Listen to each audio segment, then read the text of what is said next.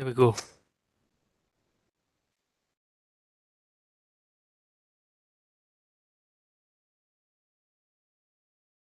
Hi there. Good evening, everybody.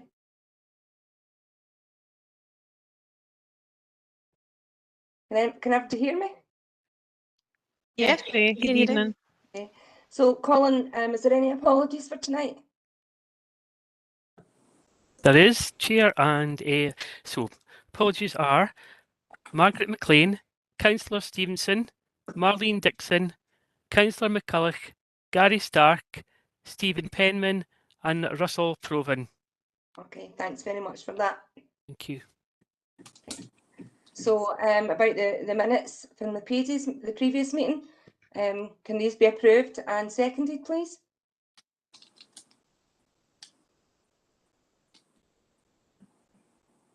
Leslie? I would like to point out a couple of amendments for last minutes. Is that okay to do that just now? Sure. So under the section about the Virgin Media cabling, it says that there was previously, if the phone number was previously sent to board members. It was just to say that that's not accurate. The number has now been sent to board members after the November meeting, but it wasn't sent prior to that. So it's just for that last statement to come out. Okay. And under the town and community hubs, there's a bit of information there about different people that contributed to that discussion, and I'm aware that Sarah Quinn contributed and that's not recorded, so it's maybe just to add in that Sarah spoke up at that point about the interest and value of the youth forum being involved in future plans and meetings. Thank you. Does anybody want to approve or second the minutes, or?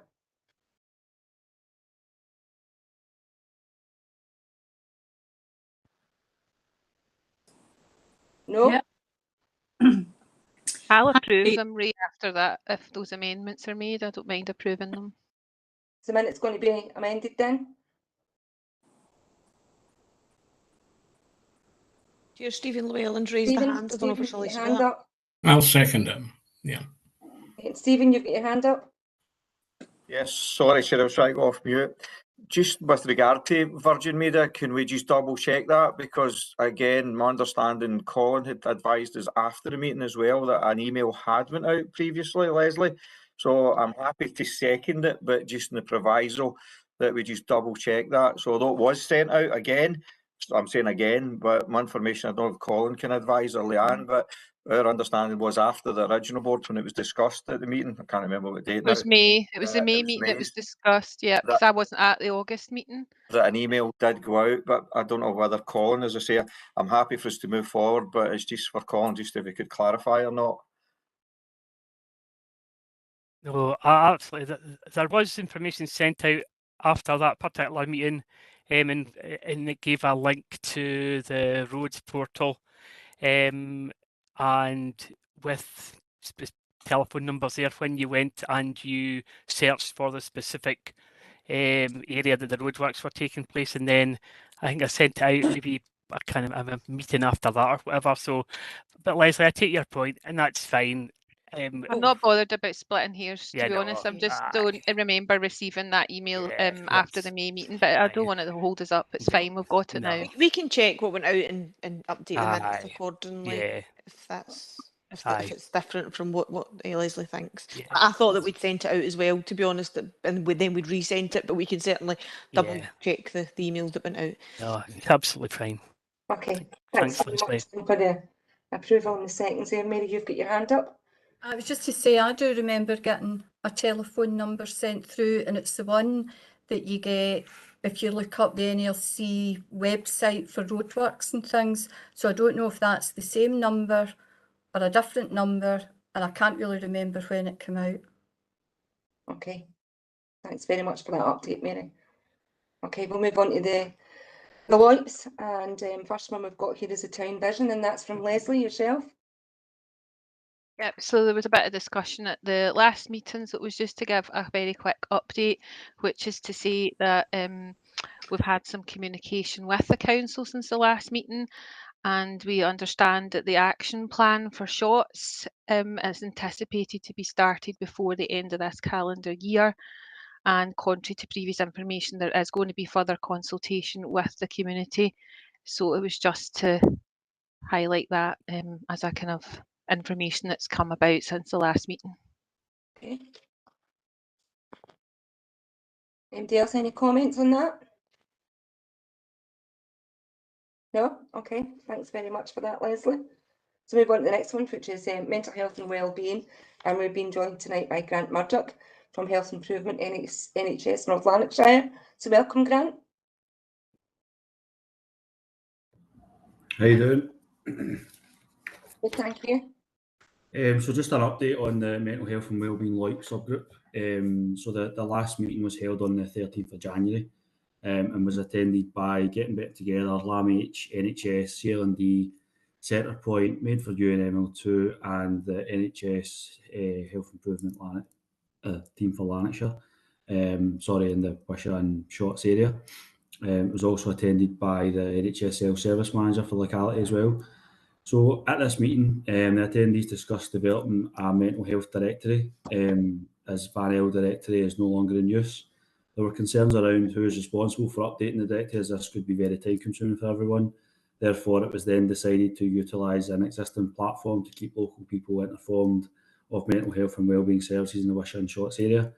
All members agreed to update their own service and activities on the Alice and Element websites. There would be a chance to share emails about services to promote and update changes. Health Improvement weekly newsletter was used to update professionals as well. And social media platforms are also used to share information on universal services for local people, along with my Wishaw and my Shotts Facebook pages. The links for Alice and Keep Safe resource shared has been shared. The subgroup again will continue to look at barriers to accessing mental health and wellbeing services. Information on creche facilities that was shared with group members, and the group agreed to then share ideas for any suitable venues for creche as there are limited availability in the North Lanarkshire area. An invite has also been extended to the Lanarkshire carers and the NL carers together to attend the subgroup meeting to further look at ability of carers accessing services due to their caring commitments and communities being unaware of what's available. The Health Improvement team and the NL Tackling Poverty team have provided Tackling Poverty Community Champion training to staff and volunteers within the community drop-in spaces to increase understanding of poverty and its impact. Also, this is to increase confidence and knowledge to ask about money worries as a routine inquiry and increasing knowledge of support services for money worries.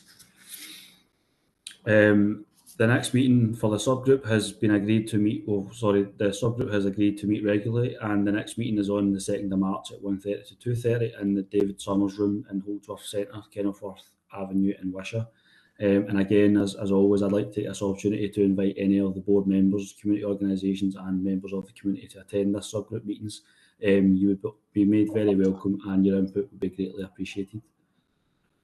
And that is the update for the mental health and wellbeing subgroup. Thanks very much, Grant. If anybody wants to... Sorry, go ahead. We've also sent the full locality health improvement update, which has been sent to the board, and I'd welcome any questions the board regarding the update. I've also got some information about our Health Together strategy, living our best lives in Lanarkshire for 2023 to 2030. But I don't know if this is the best opportunity to, tell any of this information. I don't know whether Leanne wants to come on that later on. Okay, thanks very much. And Grant, if anybody from this board wants to join, do they want to contact you or come through this board? Either or. Contacting us is absolutely fine. But Dawn is obviously chairing the meeting. She's off at the moment, so she chairs the subgroup meeting. So our emails, I'll post the emails in the chat for everyone if they want to contact us. Okay, thanks very much. I must apologise because I was doing the minutes for the previous meeting and I missed out the Matters Arising. So I'm just going to take a wee step back. I hope you don't mind. I apologise for that. So in Matters Arising, I believe Mary wants to speak here. Okay, thanks, Chair. I want to thank yourself and Stephen Llewellyn, the community coordinator, for allowing this into the meeting. It's actually the statement that I read out in the November meeting, but because that meeting wasn't recorded, it has been allowed to be reread at this meeting so that there is an electronic record which then corresponds with the August meeting in which that I'm speaking to. Okay? Explain. Yeah, that's fine, Mary. So as well, I'm actually going back to the August meeting whenever I was prevented from speaking about the council consultation for Treborty Green Space and the timeline. So following that meeting, the group have prepared this statement to read out in response to the unfair treatment that we felt we experienced at the community board meeting in August 2022. The group met, discussed and agreed the group was treated unfairly at the August 22 meeting. To recap, the chair stopped myself from responding to the council's circulated report about the council's Treborty Green Space consultation report with associated timeline. In that, we stated the group was misrepresented in that document. The report with timeline was circulated. We've got some feedback coming there. The report with timeline was circulated ahead of the board meeting to board members, and where requested, a copy sent to those members of the community attending the drop-in event or completing the online survey. The document was intended to be published online. The document was circulated in the absence of first confirming with the group the accuracy of cited actions and events in relation to work we were involved in for the Treborty Green Space project. In this respect, we disagree with sections of the document content. We emailed the council about this, asking what was going to be done about the situation, noting causal effects between actions and consequences. Chair, could I ask that everybody goes on to mute? I can hear. Is everybody on mute? Would have to put the mute buttons on, please. It might just be me. So continue. However, the report was already circulated and we were aggrieved at the content. The chair's rationale for stopping me from speaking was in reference to emails the group sent to the council. The emails did not detail any part of the report we were disputing. The content was, as I have just outlined, adding that no further reports should be circulated. The council acted on our concerns, giving assurances no further copies of the document would be circulated. As far as we are aware, no further copies were circulated and none published online. At the August meeting, the group was advised the board meeting was not the right forum to discuss the report and to take it offline. To the contrary, the board meeting was and is entirely the correct forum to respond to the report. The council circulated a document with their version of events. The council's version of events were circulated to board members and the public, but the group were denied the right to respond to a report in which we are named on numerous occasions. Only one version of events was to be allowed, spoken to or known about. It was not my intention at the meeting to detail where disagreements existed, merely to have the opportunity to say the report was published in the absence of clarification. Inaccuracies existed for which we have supporting evidence, and how could we proceed to remedy this? Considering the actual areas of dispute contained within the report were unknown to and undiscussed with the council, it was surprising to hear the strongly voiced refutal against our grievances. Regarding the appropriateness to take the matter offline, the group did state in the first email to the council a meeting was required to resolve the situation, but the council did not respond to this. This was another reason for raising the matter at the meeting. As our local councillor and subsequently the chair making these recommendations, the councillor was copied into those emails and had access to all this information. We find it inappropriate our correspondence to the council should have been referenced at a public meeting in this way and in what we perceive to be spoken about in a disapproving manner. From here on, we will contribute, participate and input to projects as appropriate, but we will never again put ourselves in the situation of taking forward a project as a lead. The experience has been too stressful, too unpleasant and too upsetting. It is unlikely that we will be named in future reports. However, if circumstances dictate otherwise, the fair and equitable way to do this is for the Council to seek agreement and clarification on the content to be published, and where disagreement arises, 2 versions of accounts published. If the situation does arise that we are to be named in a report, we are saying very clearly to the Council and trust the Council hears our instruction to not do that again.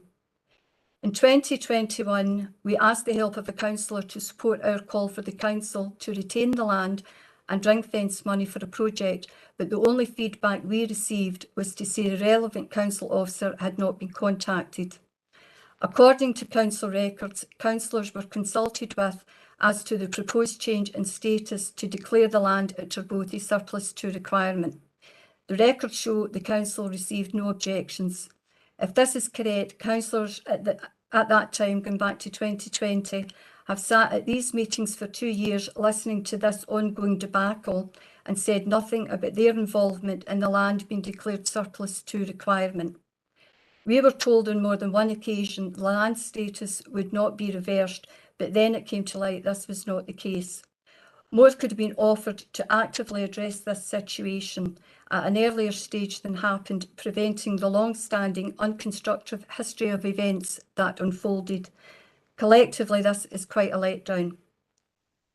It is known Councillor Leckie was a member of our group and continued his support for the community living next to the green space in his position of elected member. Councillor Leckie involved Stephen Penman. We take this opportunity to recognise and acknowledge Stephen's handling of the situation in later stages, listening to community concerns, securing the reversal of the surplus to requirement status and Wildflower Meadow alternative.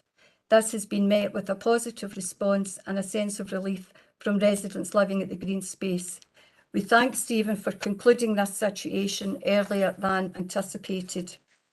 And the final point is, we are calling on councillors to consider their constituents when consulted on surplus to requirement land and buildings, establishing constituent opinion and how changes in status may be experienced can only be a constructive and helpful way forward. Thanks for your time. Thanks.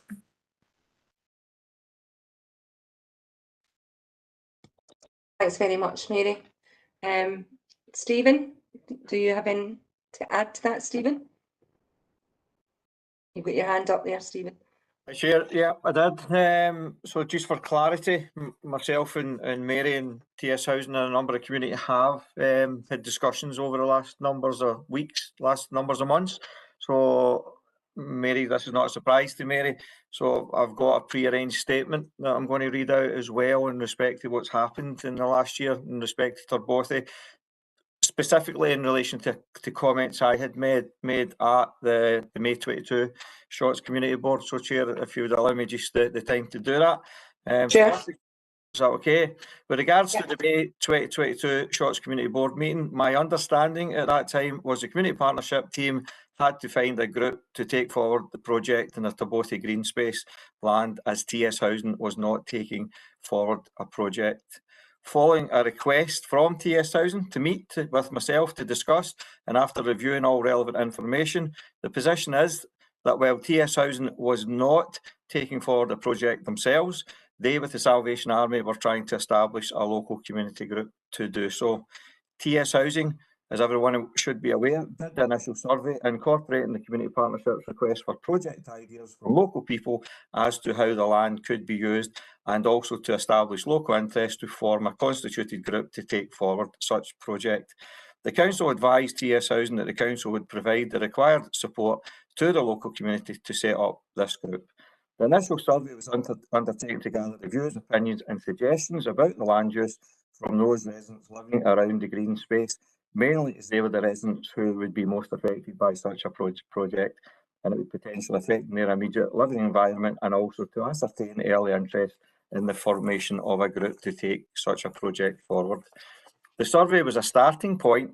The next planned steps were intended to be TS Housing to link in with the Salvation Army. The co-proposer named an LDP proposal forum to organise a Tarbotha-wide community consultation to be held in the Salvation Army Hall.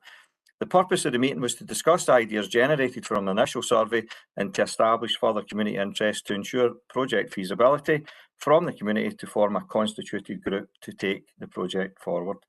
This next step, the wider community consultation to be arranged with the Salvation Army, didn't happen as TS Housing was informed by the community partnership team within the council that a group had come forward expressing an interest to develop a project on the land. On this understanding, TS Housing stepped back from the wider Tarbotha consultation on the basis they thought it was better to have a group expressing an interest in the land to take the land on rather than potentially risk losing the land with it being surplus to requirements, as Mary had highlighted. Soon after, Paul's Parcels circulated a door-to-door leaflet proposing a community garden.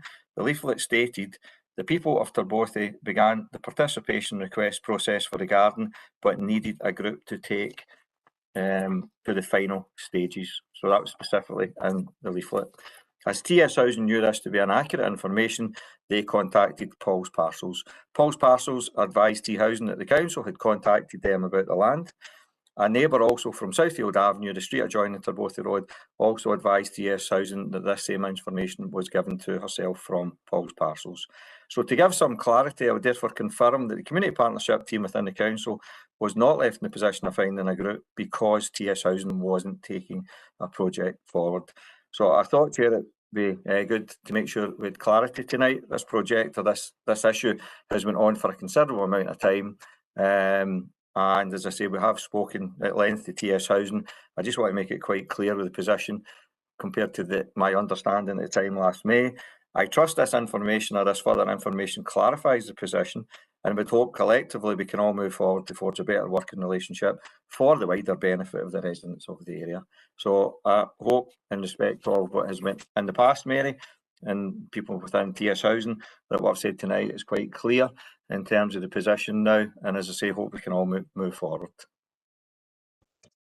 Thanks very much, both. Mary, you've got your hand up. Yeah, it's just to thank you, Stephen, for making that clear. And I think it gives context to, you know, events that's been happening. And obviously there's a lot of things happened out with the community board meetings, but I think that does clarify the position. Thank you. Thank you both. If that's okay, we'll move on to the next part, which is community engagement and subgroup development actions. And I believe, Colin, you've got something to read out or some information on that. Thank you, Chair. Yes, I'm just have a look at this. So, pardon me. So there's going to be we've had a decent bit of interest actually in the community engagement subgroup, and hopefully you've noticed the emails and some other social media that have gone out in relation to this. So there's going to be an initial meeting on the Tuesday the 28th of February online, and it's at 1 o'clock. And initially this will be with we're aligning it with the Wishaw board just for the first meeting, and then we will then veer off from there. It's really that a lot of partners are working in both areas, so we just want to kind of try and set the scene first. So initially it'll be with the Wishaw board reps and partners. We'll determine the best way to move forward. But what I would say is that community engagement is a vital component and priority that links through absolutely every priority for Shot's community board. So we're really kind of hoping that there will be representatives from the other subgroups that come along to the community engagement meeting, and or at least say that they're interested, because we need to ensure there's a collective approach in relation to kind of standardising our community engagement. And yes, each community group, each priority subgroup will have its own kind of elements, but we want to make sure there's a kind of a clear protocol and clear structure and a clear joint approach. Some kind of practical things I just wanted to mention, if it's okay, Chair. And this is really from the community partnership team's point of view, is that we're intending to deliver kind of networking and individual organisational support and promotion of, you know, structures like and projects like the local development programme, the LOIPs, the community boards in the near future.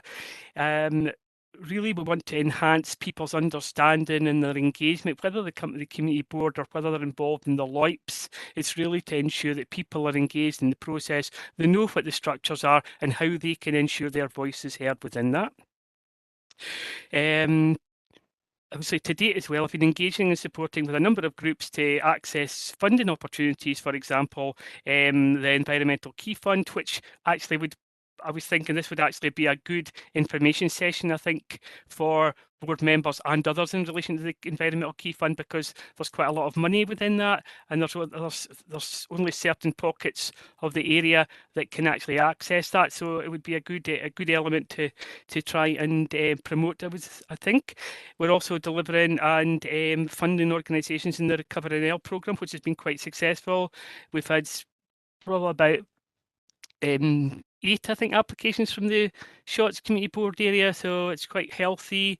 Lots of really good engagement, lots of groups, for example, Dykehead Parents Council have got some money for some litter picking materials and jackets for the kids and high-vis elements to try and work down at the kind of community garden sites and do a lot of kind of localised work there, and it obviously links to the school curriculum. There's been a lot of support in the Warm Places initiative and the Cost of Living Fund, which has been quite successful in terms of supporting those who really need it. And other external sources of funding that I've been able to help groups with is the National Lottery Community Fund. Recent engagement with Hareshaw Village Association around broadband delivery, and that only happened about a couple of weeks ago, where we had Comms World, who are delivering broadband across a number of communities, both urban and rural, in North Lanarkshire, and that's going to make a fantastic difference in development of digital inclusion, about employment opportunities, just access to information. And I know that links in with the Driving Digital Locally LOIP, which Douglas is going to talk about, but there's a kind of a multi-stream there. So there's lots of things going on that's engaging with local communities, trying to get their interest, trying to promote what we're doing, within, as I say, within the community board, within the LOIPs, but within the local community structures, because people on the ground know far better than me, how things are run, how things are developed, and it's about that clear community engagement process. And that's why I'm really keen that the community engagement subgroup is aligned to the other priorities, and we'll have a shared protocol and structure. And that's that one. I think actually that's enough, because I've got some other stuff under the LOIP, the transport priority, which isn't necessarily on the minutes, but I said if it's okay, Chair, just to come in, because there's a bit of community engagement in this as well, if you don't mind. Yes. So we've also got a transport LOIP priority, which isn't every board meeting we have. We're not necessarily going to have every LOIP, because we could be here all day discussing every LOIP, and we have to kind of really hone in and be focused in on what we want to discuss.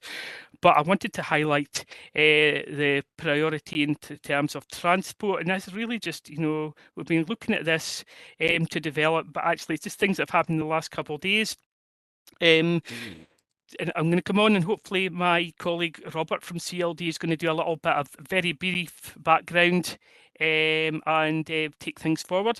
So a discussion to be held with pupils at Calderhead High, actually, around public transport provision in Shotts, which they identified to Robert and his colleagues as an issue. And this links into the Youth Voice meeting and structures which Robert and Alana deliver. So I wondered if Robert was maybe provide a really quick summary of what happened and how the engagement started within that area, Robert.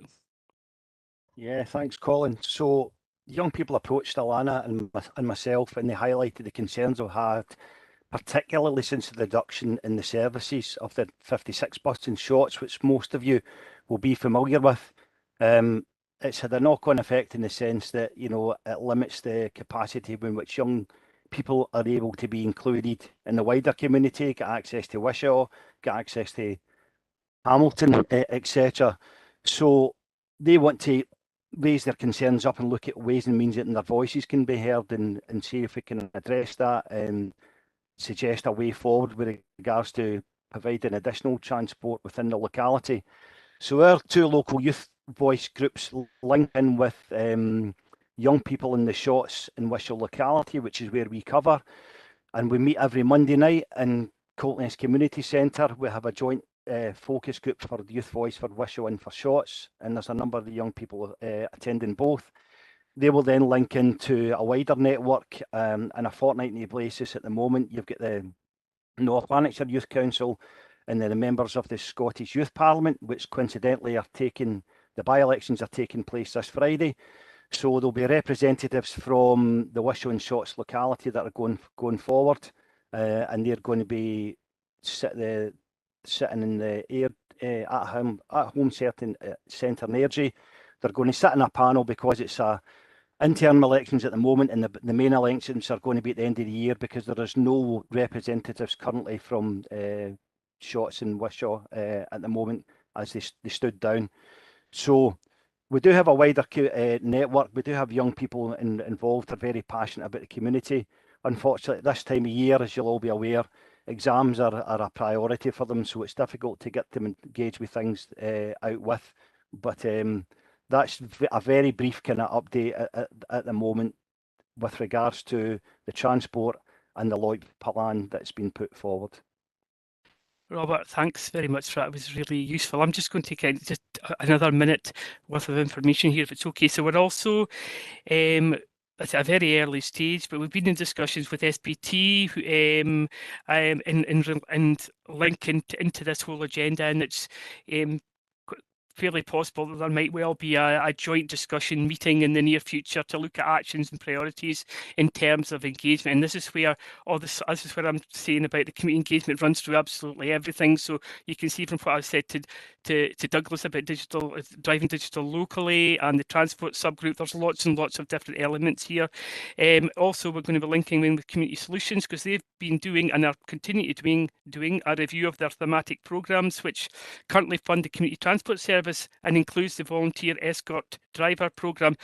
And this also links into discussion with NHS Lanarkshire around improving access to health and social care. So there's a whole wide agenda there in relation to transport and the themes. It's not just that community transport element, but the wider community transport, and all these things can hopefully link together. And maybe just one final thing, Chair, if it's okay. So moving forward, the community engagement subgroup will have a set of actions, and the updates and the priorities will be around these community engagement actions. And that's obviously when the subgroup's a bit more established. But we're on the roll. We're really keen for local people to participate. And again, as it was mentioned earlier, we're from Grant, we're also really keen for folk to participate within the initial meeting of the community engagement subgroup and see where direction it flows from. And certainly you can contact me or through Community Matters if you're interested. Thank you very much, Robert and Colin. Does anybody have anything to add to that? No? Thanks very much again. Okay, so we'll now move on. We've got Douglas Milne here from Faneuil talking about community agreement. Welcome, Douglas. Thank you very much, Chair. One major update on the community agreement, folks. We'll be looking to schedule a number of conversations in the next month that we'll be looking to invite you to throughout the locality. That's the one major update there. The agreement has been rebranded from the Concordat as it was previously known. And if anyone has requires any further information, there is quite a substantial update on this included in the meeting papers for tonight. But I will also drop my email into the chat. Just so you can get in touch with me directly if you've got any further questions. I'd like to invite Leanne, just if she has anything to add as well just now. Well, I think, Douglas, obviously the paper was circulated, so I don't have anything in particular to add, but I suppose just a very brief reminder of the aim of the Concordat. It's about, obviously the LOIP is the LOIP is where the priorities that we've agreed with local communities and the community boards and all the engagement that sits around that is how we work with local communities and help people to get involved and participate and you know, being a key partner in delivery of the priorities in North Lanarkshire. The community agreement, which was the Concordat, the name was changed because people didn't really connect with it and didn't really fully understand what it meant. Ultimately, it is an agreement between public sector, community planning partners, local communities and voluntary sector organisations, and it's more about, yeah, these are the priorities and these are what the things we're trying to achieve, but this is what we can expect from each other, this is how we'll work together, almost a kind of partnership agreement, if you will, but a bit more than that. So that's just in terms of people who maybe not been as involved in that discussion, just a wee recap in terms of the aim of what that community agreement is around. And the sessions that are taking place are very much about taking people's views on what they would like to see in that, how they would like that to look moving forward. And obviously, it's really important that people get involved in those local discussions. So there's going to be those very localised discussions in the 9 community board areas. There's already been some discussions specifically with equalities groups. We're going to be having discussions internally. The council, NHS will be doing the same in the NHS. Van L are doing the same, excuse me, in terms of engaging staff. And we will be, so if anybody's got anything that's, you know, a kind of event or a meeting taking place that they would like to be involved in doing something more targeted, just let us know and we'll do that, because it's really important that the community agreement works for everyone. And it helps us to excuse me, it helps us to work better together, you know, be able to hold each other to account, but more importantly, work positively together, and gives us a framework for doing that. Thanks. Sorry, I don't know why I'm losing my voice and choking here just all of a sudden. Thanks very much, Douglas and Leanne. That's great. So we're going to move on now to community safety. And we have the Scottish Fire and Rescue Service here. Who's represent the Scottish Fire and Rescue Service tonight? That's myself, Chair. Oh, great, that's Paul. I couldn't see you there, Paul. Hi, how's it going? I'll probably lean on my partner, Alan, for an update with the community safety. Obviously, I'm new to the group. So I'm Paul Council, Station Commander for Shotts. Just a quick introduction from myself.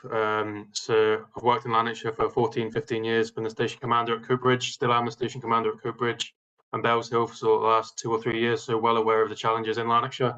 And obviously Shotts and the local LOIPs for ourselves. There has been the Q3 report obviously submitted prior to the meeting, so happy to take any questions on that. Regards from an update from ourselves from the Scottish Fire and Rescue Service, we have one of our community action team members embedded at Calder Head High School, and that is to try and work with the children, obviously, to try and reduce the secondary fires in the Fortissat ward.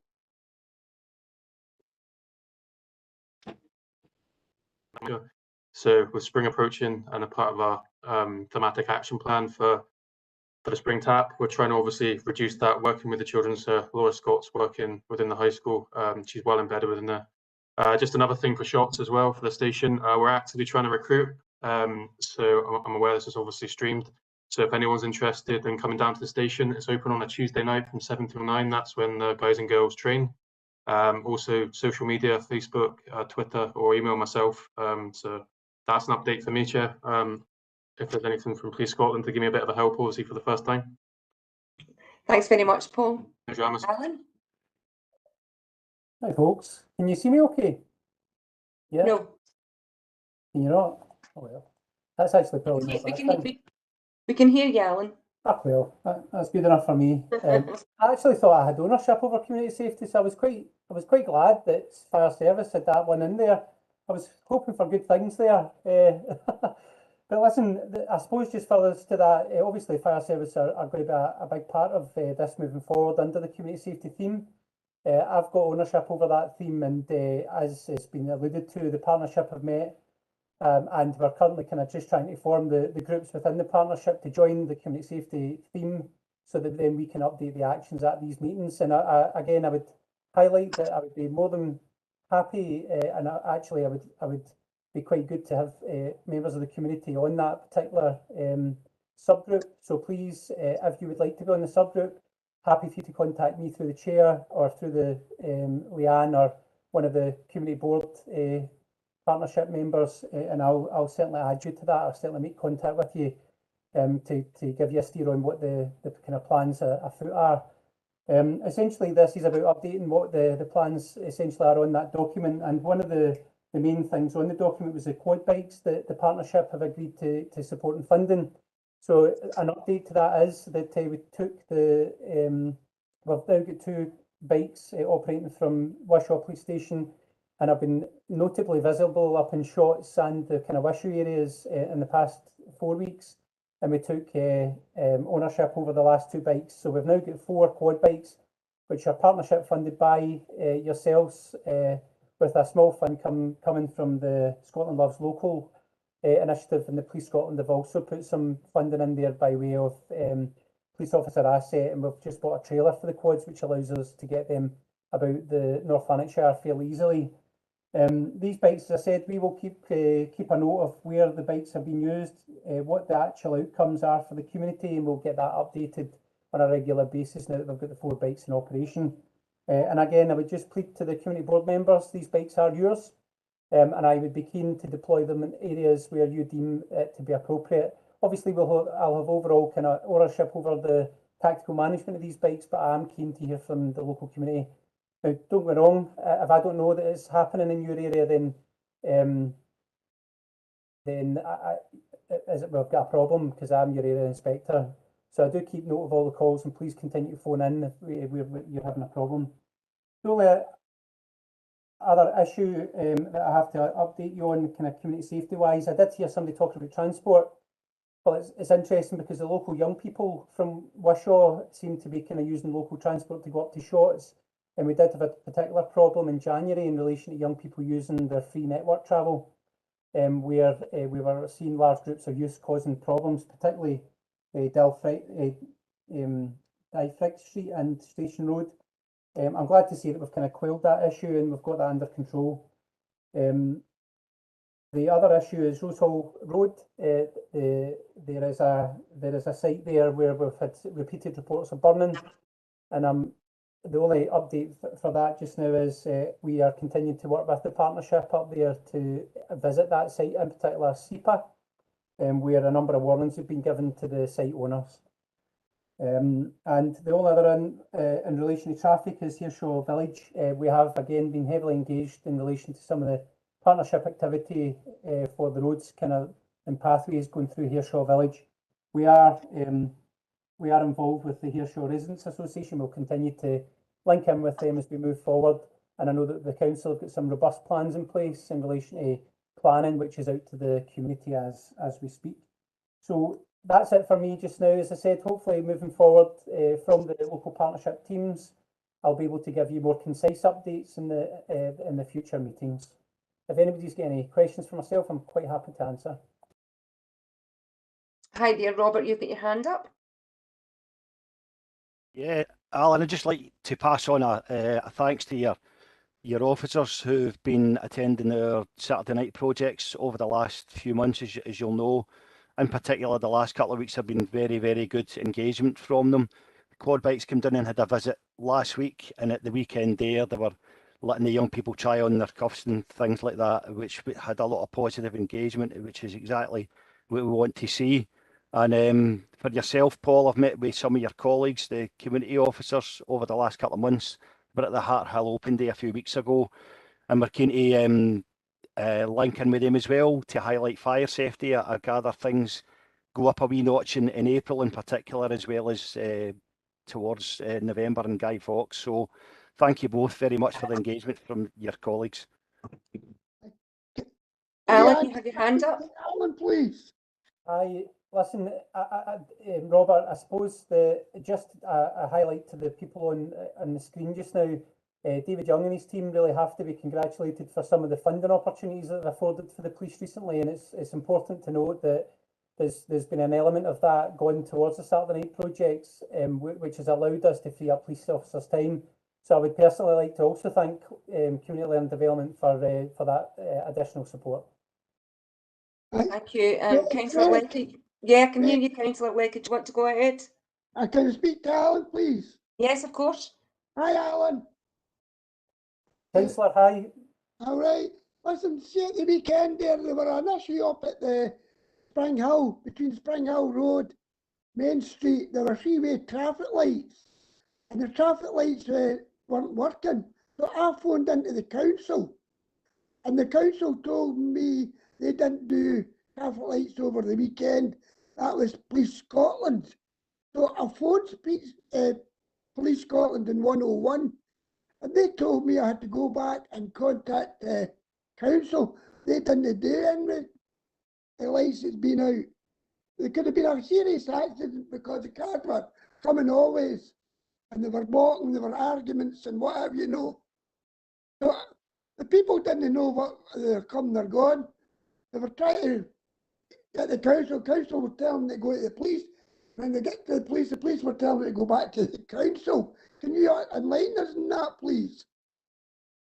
Councillor, just I suppose quickly on that one, the bottom line is where there's a safety issue and it's currently ongoing, then yes, I would suggest that the police have got a responsibility to attend that location to make sure that there's not going to be any accidents. I would hope that we would then inform the relevant people, whoever has charged the works to be conducted. We would then get in touch with them to get the lights sorted out, usually through that third party. So look, I suppose the answer to your question is that yes, where there's a safety issue, we will attend, and I would just ask you to explain that to them over the phone. You know, where you're kind of highlighting a safety issue, we must go and assess it before we can actually respond to it. I see Stephen's got his hand up there. He's probably going to just add something further to the council's part to play. Yeah, go ahead, Stephen. Yeah, Councillor Leckie, was it temporary traffic lights or was it the main traffic lights? Just for more information, just now. It was temporary traffic lights that was up, Stephen. For they were doing roadworks or something, and they were put up a three-way, and the three of them weren't working. So everybody was diving up and they were clashing with one another. It could have been a serious accident if that. So the responsibility for the temporary traffic lights is whoever's doing the work, but again, with Alan, we're here to obviously work in partnership and everything else, and if it becomes a serious issue, which obviously is if the lights are out, then we should react and we should get involved and even try and put pressure on who's doing the work. Because most temporary traffic lights, even over the weekend, you'll see, well, not most, but a number of them, there's actually somebody there working them. But I know that's not in all cases. But again, that's something myself and Leanne can take back. Andrew McPherson is now responsible overall for roads, but we can go back to Andrew just to find out what would he actually what would he propose or what would he recommend that in these kind of, because this is something that happens in terms of the council getting that phone call. We definitely shouldn't just be saying nothing to do is. So we'll take that back as an action. We'll talk to Andrew and we can report back. I was under the impression, Stephen, that the people that were doing the lights, they were going out every 5-6 hours and checking the batteries to make sure everything was working. But obviously it wasn't happening in this case. They are, so just to clarify, they are responsible, not the council, not the police, but obviously once the lights go out, you can imagine the chaos it would descend, particularly, and it becomes a significant issue. But as I say, let's go back, let's speak to Andrew McPherson and let's see what he suggests in future so that we've got clarity in terms of what they do. But I suppose just to confirm, it is whether it's Virgin Media we spoke about earlier, whoever is actually doing the works are responsible for it. But let's just go back and we can come at least give some feedback to the community board. Thanks for that. Okay, thanks very much. Does anybody have anything to add? No? Well, thanks, Alan and Paul, for the updates and everybody else that's contributed there. I'm going to move on to the next part now, and we've got Andrew Gillis here. He's a Senior Education Families Manager from Social Work, and he's going to talk to us about contextual safeguarding. Hi, evening everybody. Thanks for inviting me along. I've got a very short presentation, so I'm going to try and share it, but it is very short, so just going to do that now. I don't know. Can you see that, Chair? You can, right? That's great. Thank you. So, so thanks again for inviting me. What I want to just to talk to you a little bit is about what contextual safeguarding is and how you can help us in terms of our rollout of this. The second part of the quotation on the screen there just really puts it in a nutshell, and it's by a woman called Carleen Furman who kind of developed the approach. But basically, it seeks to identify and respond to harm and abuse that is faced by young people home, either from adults or from other young people. So in many ways it's similar to community safety, but it's very much putting a child protection lens on our community safety approaches. And obviously Alan's already spoken on the call, and we're already working closely with Alan and his colleagues on this. So the sorts of things we're talking about are sexual exploitation, criminal exploitation, harm that young people are perpetrating, if you like, towards each other, any kind of bullying, abusive relationships, and also at times radicalization. So these are all things that take place outside the home, and they're specifically things that adolescents are facing. And what we kind of know, our traditional child protection responses, if you like, from ourselves, police and health, schools have tended to focus on the family, and have maybe not always worked as well for thinking about young people in the community that are facing harm. So this approach really aims to address that kind of problem and build on those community safety approaches.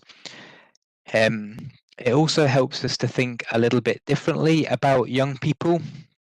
And there's a lot of work we've been doing across the partnership around about how we talk about young people and with young people.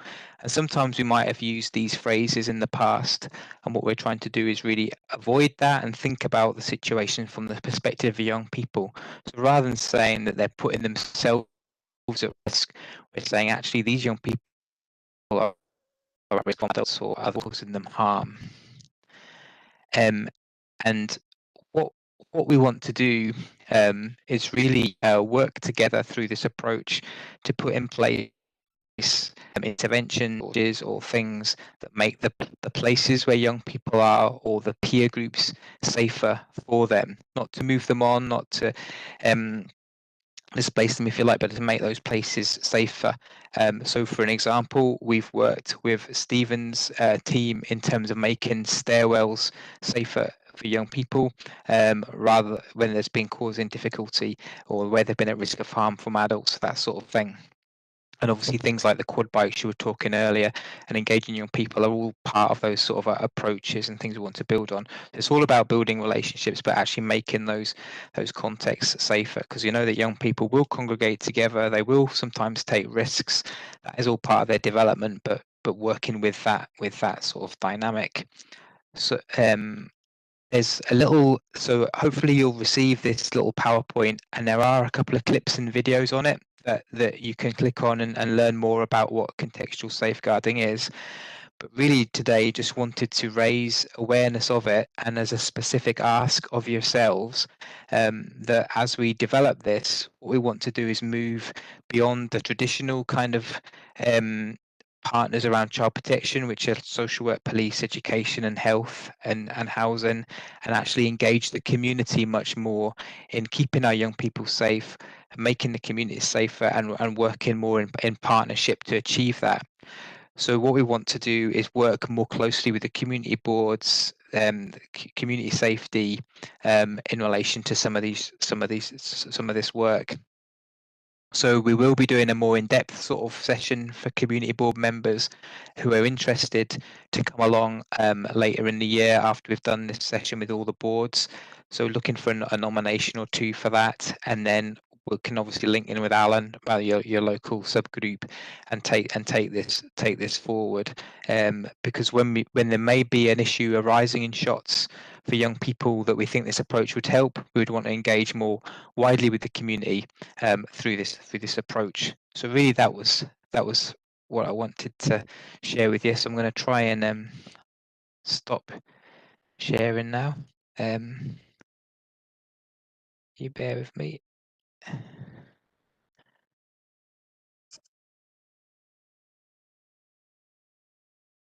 Oops.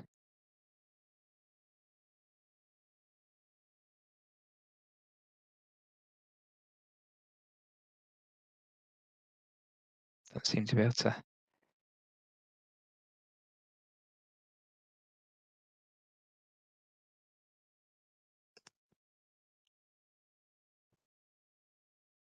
you still seeing the slideshow?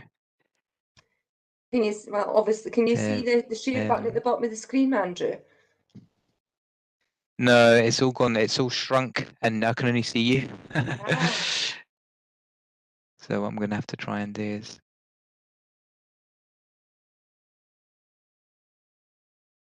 What I might have to do is come right out so that I'm not, and then come back in again. Okay. Well, before you do To that, this, I'm not. thank you very Yeah. much for sharing all this really important information with us and coming along.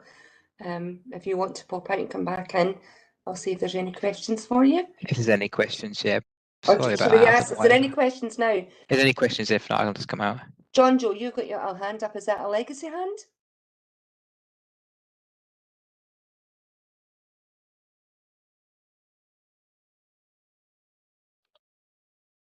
Does anybody have any questions? No, I haven't got any questions, sorry. It's okay. Anybody else? I'll make sure that the presentation is shared, although I can't actually remember if I set it out with the initial papers, but if I didn't, I will definitely send it out ASAP. And I think, Andrew, your contact details are probably there as well, I would imagine, if anybody wants to. They are. What I'll do is I'll email it to you. Well, you can email them out with the Yeah, presentation, yeah. Colin. Is that okay to do that? Because obviously I can't actually Of get into the course. chat either. No, that's fine. Please. That's Don't know fine. what's happened to it. No, that's fine, Andrew.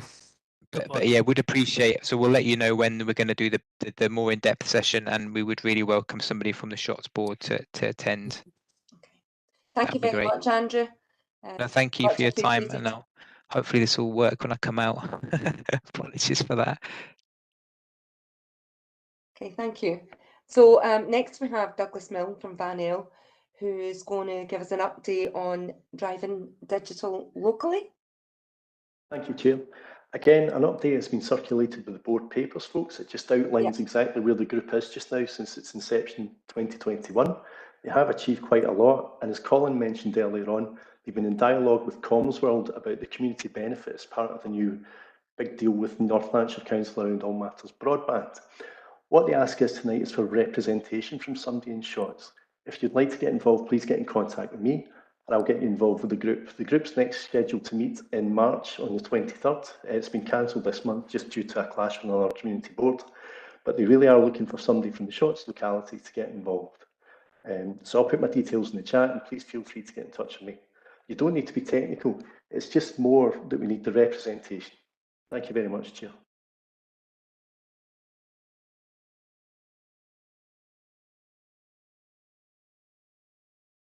Ray, I can't hear you. I don't know if... You hear me now? That's because I was on mute. Thanks, Douglas. Does anybody have anything to add for Douglas? His details will be in the chat box. No? Thanks very much again. So we're going to move on now to tackling poverty and inequality. And Colin, I believe you have an update in this, and perhaps Leanne might have something as well. Do you want to go ahead, Colin?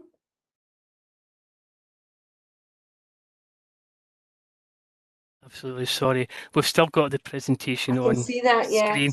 I don't know if, well, Leanne's going to try. I'll try as host to see if I can end the sharing. I don't know if I can or not, but I'll see what I can do. Yeah, not quite sure how we do that, to be honest with you, but okay. Anyway, thank you, Chair. Tackling poverty and inequality now are being led by the financial inclusion team, really, but Amanda Gallagher Cairns, who some of you may know, and she's the Assistant Business Manager for Social Inclusion and Wealth. She'll be leading on this priority and will be arranging a meeting in due course with interested parties and those who have already made their interests known.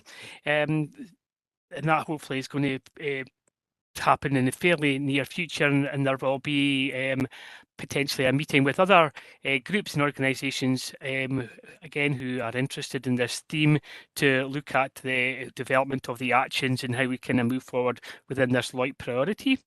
Some practical things that are happening at the moment, though, is that members of Amanda's team will be attending the Warm Spaces hubs in the next few weeks, looking at develop some consultation work with the volunteers and with the folk who are attending them.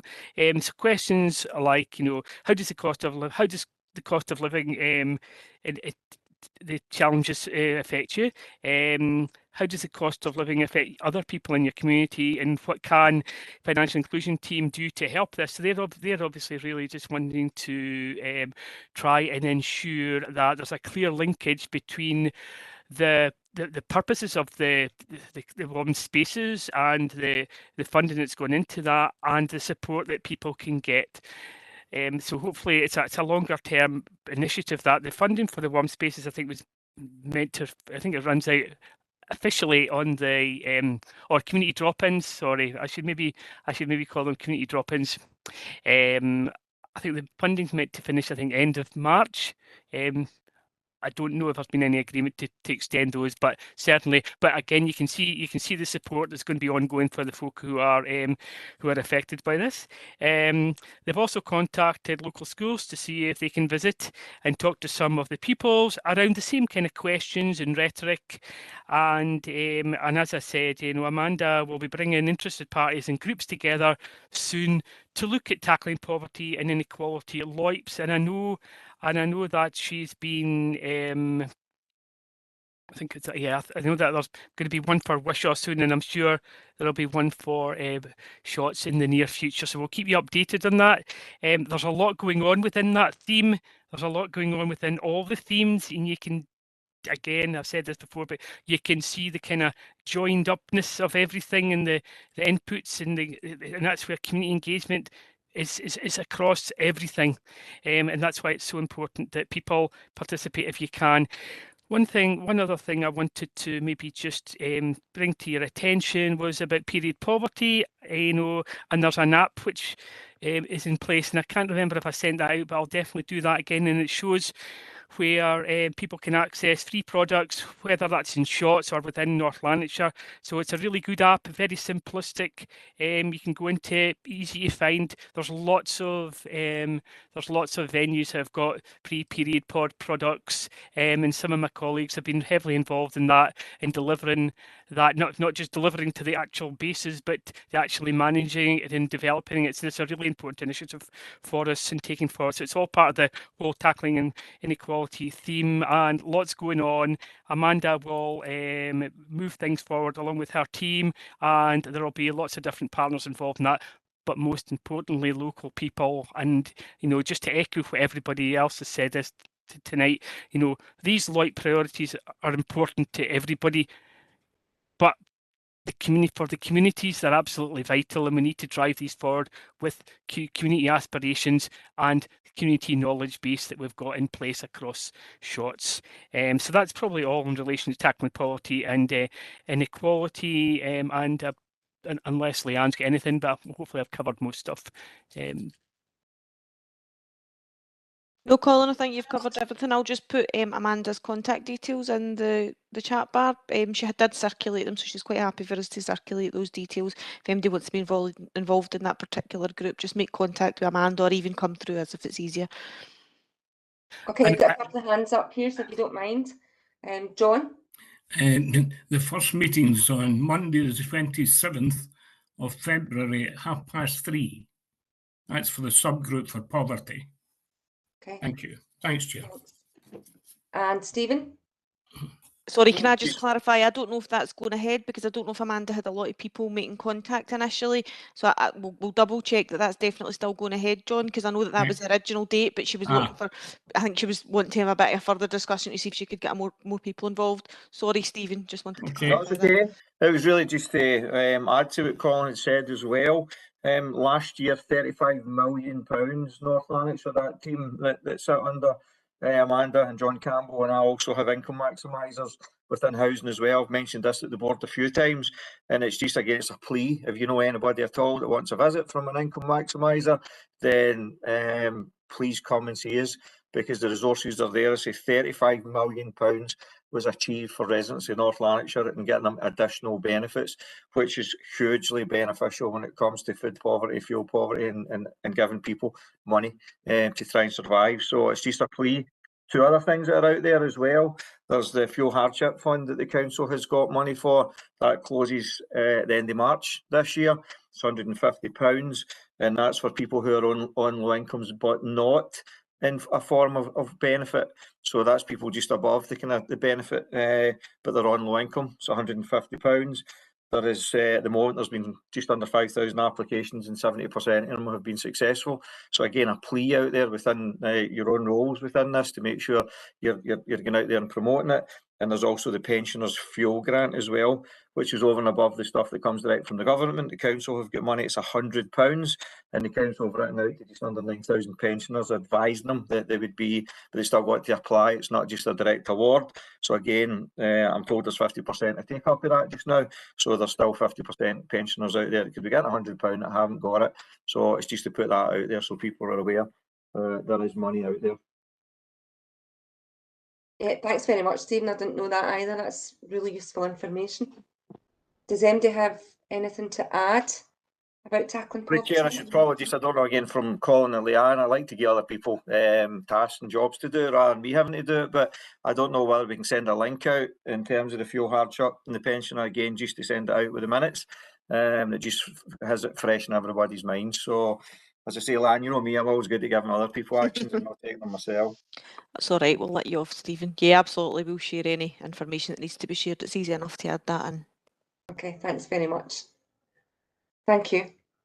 So we'll move on now, and we've got input from community groups on agenda items on community matters. And what we've got on the agenda so far is Shotts Leisure Centre, and that's Louise Murphy.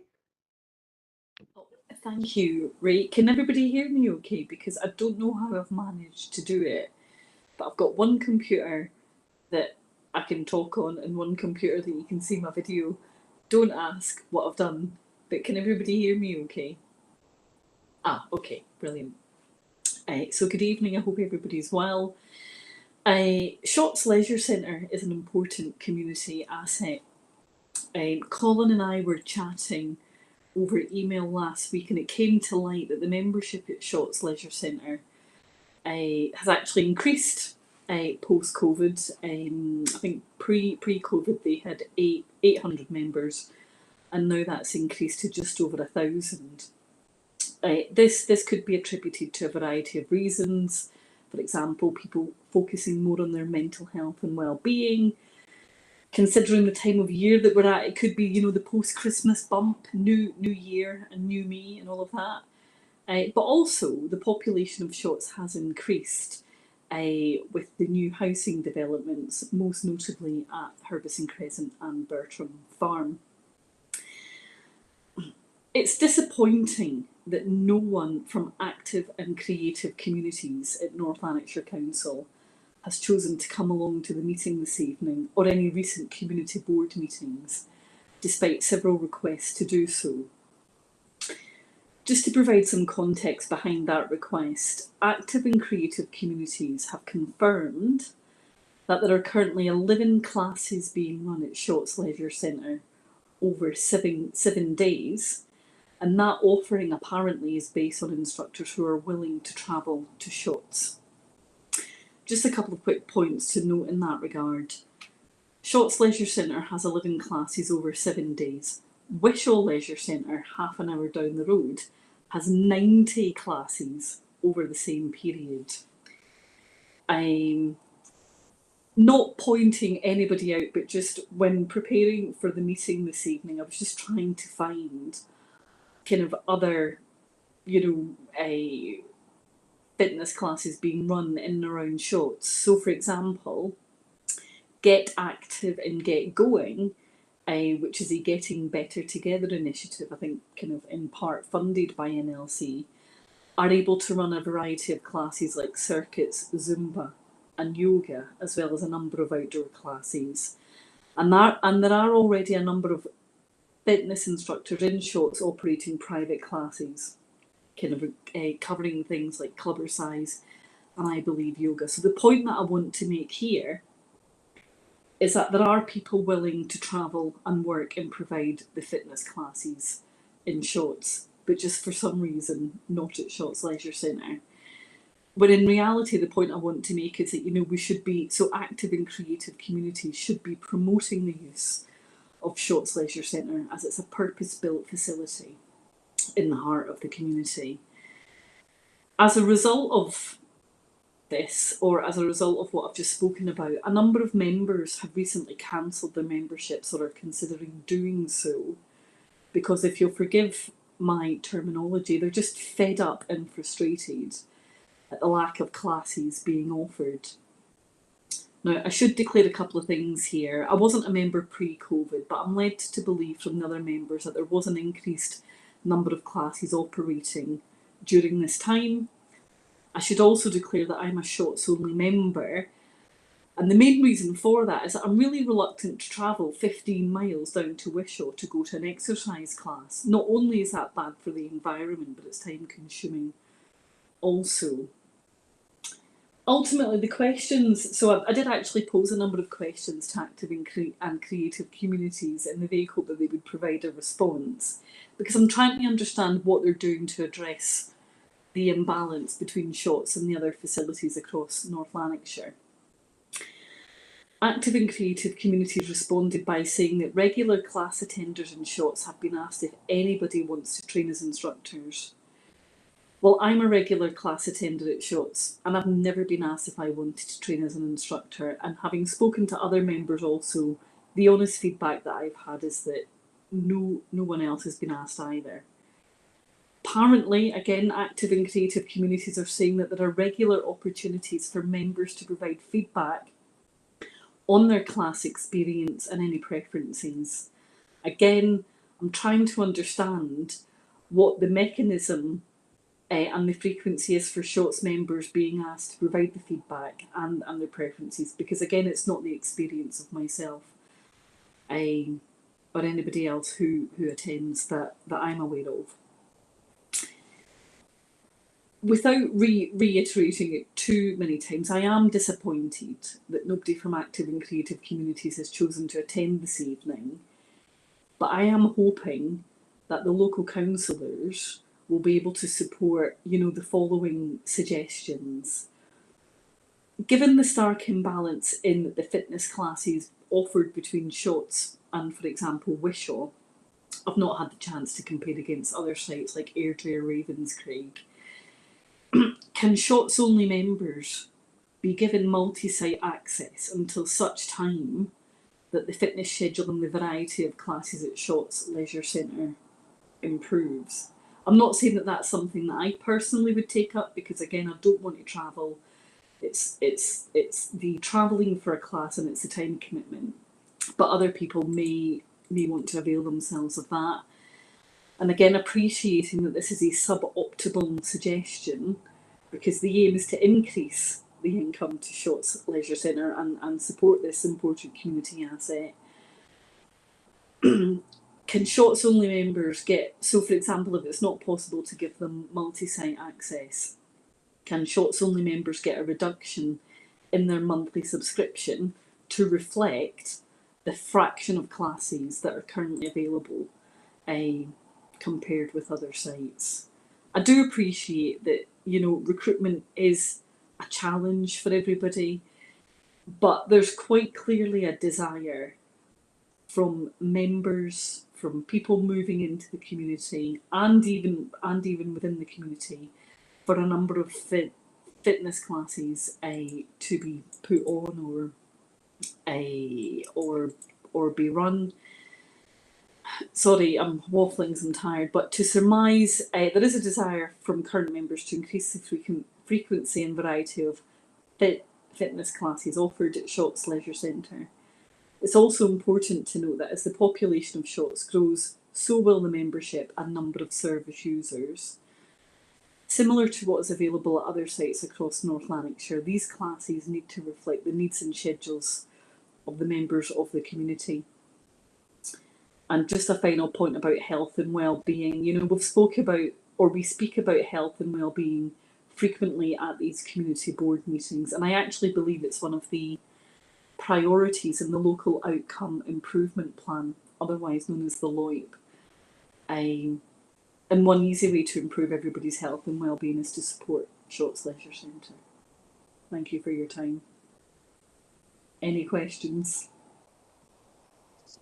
Thanks, Louise. Leslie? You're on mute, I think, Leslie. I want to just add a little bit because I am also a Shots Only member, and it's actually the pool facilities that I tend to use more than the classes. However, I was a member pre-COVID, and I can verify, Louise, that there were definitely a lot more classes pre-COVID, and also the type of classes has changed drastically. So at other sites you will see offerings of a lot of the Les Mills classes, and I think there's only one of them out of the 11 that are on offer as Shots. One of those classes is Les Mills. So I think it's about the kind of type of class as well as the number of classes. But with reference to the swimming pool and the pool hours, people may be aware that the pool hours were cut a number of years ago. So during the week the pool is only open 9 till 12, and then it closes and it opens again at 4 till 8. There is a desire in the community for the pool hours to be reviewed again.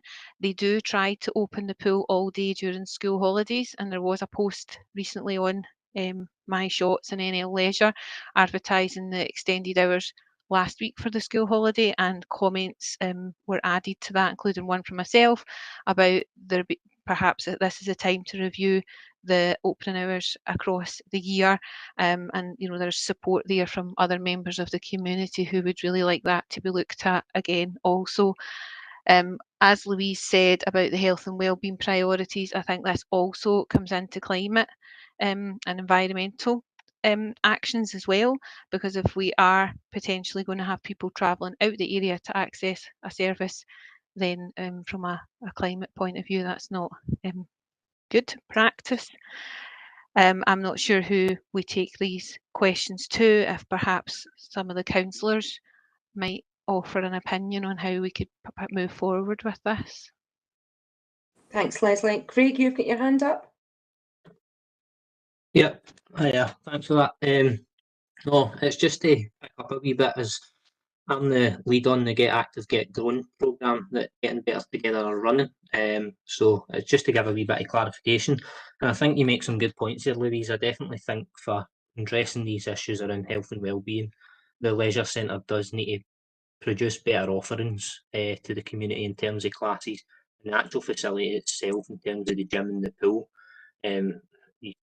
Looked at and graded in terms of even the hours and stuff like that. And Leslie, as you've mentioned, run about the environmental aspects, run about like 20-minute neighbourhoods and allowing people to access services locally.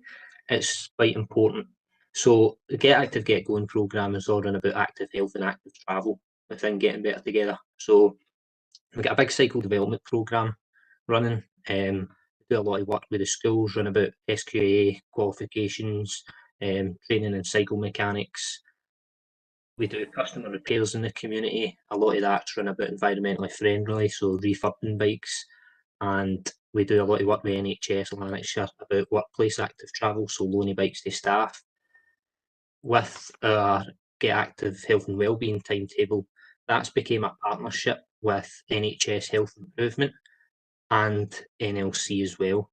So the NHS 15-week Way to Go programme that's been delivered in the community and was delivered in the Leisure Centre. NHS have looked at a model where Way to Go is something that could be delivered in community settings. And then maintenance phases delivered in leisure settings. What they're looking to do with that approach is target people in communities who aren't confident with using leisure. So it's that lack of confidence to actually get into gyms. They feel that there's not actually enough support in communities to build confidence and get access to fitness classes when before going to kind of leisure centres.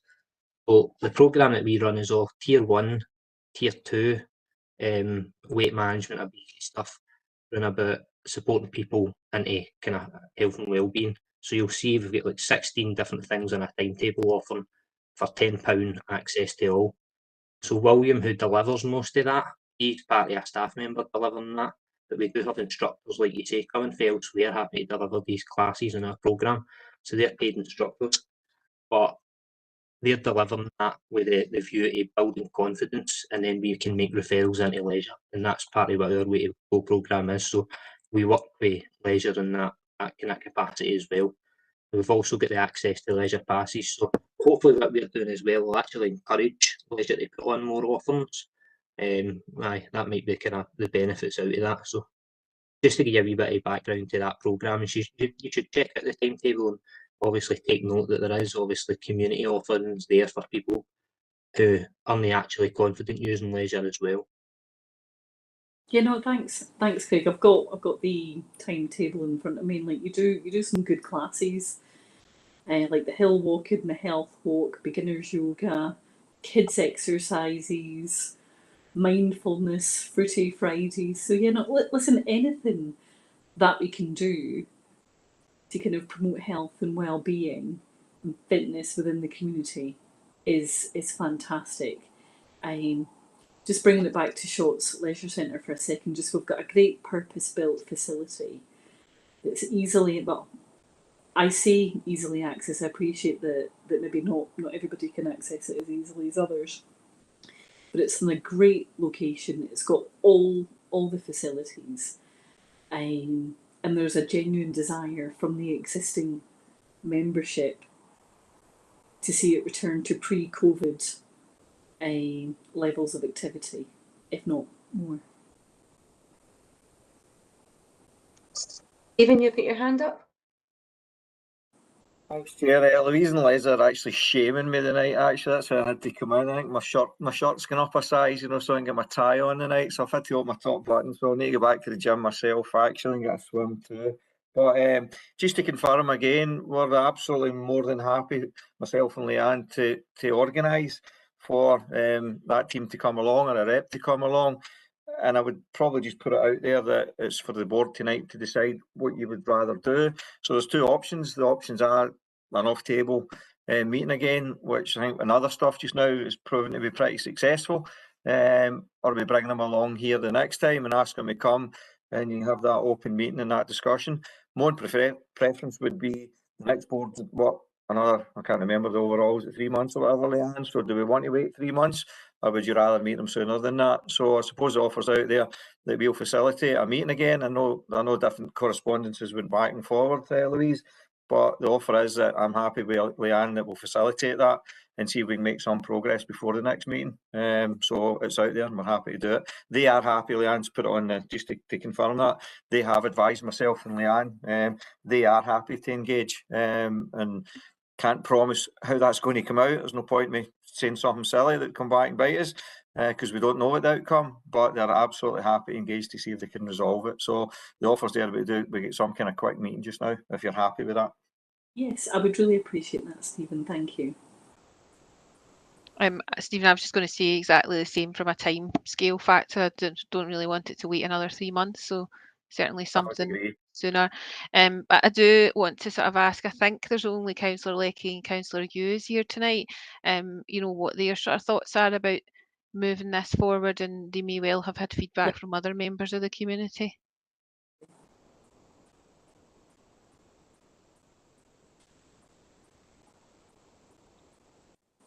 Aye, Leslie, I'm certainly willing to go forward along with you and work with you to see what we can do for the community at large. Also, when you see what's happening round about, Shotts is always getting left at to the back.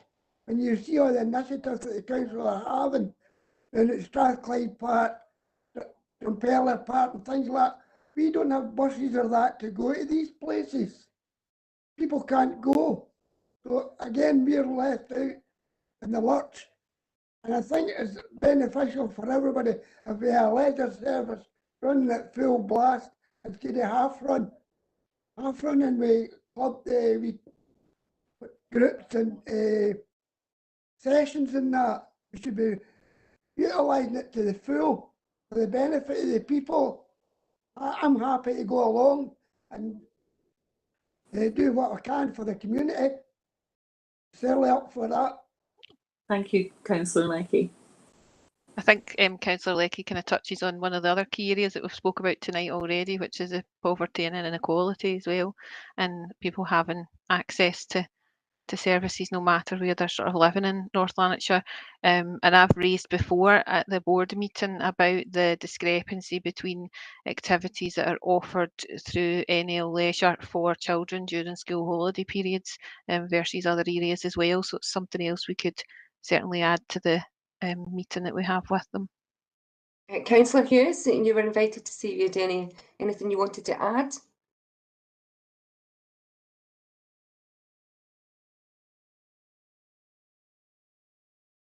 Can you hear us, Councillor Hughes? No. Yeah, sorry, I'm travelling just now, so all right, okay. But so I've been listening in, but I've not been able to contribute. But yeah, no, definitely, I'm happy to help. And I'll maybe drop an email to you. Okay. As I say, just because I'm travelling just now, I can't really Okay, that's say fine, too much. Councillor Hughes. Drop you an email and definitely happy to work with you on it. And Leanne? So, Chair, sorry, I was just going to jump in just to say, if we could just, sorry, Leanne, you done this to me earlier, Leanne. So, No, that was probably the same thing, just to say that's fine, we'll arrange the meeting, but there I've jumped in ahead of you again, Stephen. Just getting you back. It was really just if we can confirm, whether it's via the chair or whatever, who wants to attend that. I suppose that's, we need to know who attendance, and I see a few people with their hands up. So, Councillor Leckie, Leslie, Louise, if there's anybody else, even if you put it in the chat bar, we can, and Mary, I think, there as well. So that we know who attendance, so we're letting people know. So that was all. Okay, yeah, I'm if happy you want to attend that meeting, can you just please put your details into the chat bar so that can be followed up with you all? Hi, is it okay if I say that I'm happy to attend as well? Yes, Margaret, that's fine. Somebody else will put that in. That's great. Thank you very much. Okay, thanks very much, everybody. So we're on to the standing agenda. Chair, can I ask, we're talking about a meeting, is it a physical meeting or an online meeting? Leanne, do you want me to jump in front of you again and just, my preference, Mary, would be that it's actually in person, and possibly up at the leisure centre as well. But if you have got something different, or if you feel you would want it to be online, but my preference would be that it's in Shotts, and it's in person. Mark, did we just agree on something there as well, Mary? Did you just nod your head and agree with me there? I agree on a lot of things. So, Mark, you get your hand up. Good evening, Chair. Yeah, I think the GBT update was on the agenda originally, but it's disappeared off the new one. I'm just wondering, can I jump in at the moment and give a quick update on GBT? Of course, Mark, yeah. Firstly, thanks to Craig for responding to Louise with regards to the Get Active, Get Going programme. He's our expert when it comes to that. I just wanted to say that I have been here all evening. My video's not on. My internet connection is quite unstable, so and I don't want to ruin your Tuesday evening as well by looking at my ugly mug. Really, I want to give you an update on the Spring Hill Community Hub completion, because as always, Craig is far more organised than me, and he's giving you an update on our climate action plan and his upcoming cycle event on the 25th. What I would say, if you've got any specific queries about any activities that's going on at the Getting Better Together Centre, if you contact the centre by phone or by email at the moment, we'll be able to give you some information there, or even look at the Facebook page.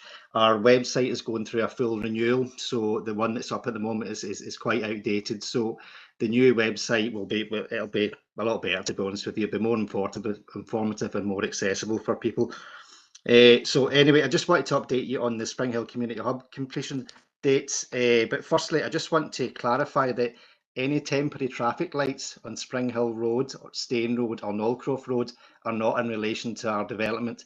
We have only had 3 road opening permits, and they're for electricity, the electricity, telephone, and the water connections, and none of them involve any substantial traffic management. So whatever, it's the development is across the road from us that those traffic lights are in relation to, just in case you think it's I'm sitting here quiet and not responding to those traffic light queries. Thanks. So, thanks. With regards to the actual completion date for Spring Hill Community Hub, we're almost on schedule. I think last time I said we were due for completion and handover of the actual hall at the end of March. We're now pushed pushed back by about 2 weeks. So the handover of the hall will now be the 10th of April, and that's been mainly down to the cold weather over the winter period, and we couldn't get the exterior brickwork completed. There's also been a slight delay with our electric connections as well, which is holding up the internal completion. Following the 10th of April will then be the demolition of the current hall will take place, and then the immediate landscaping round about that. The pump track tender was awarded to Velo Solutions, so they're a company that's done a lot of developments for North Lanarkshire Council already.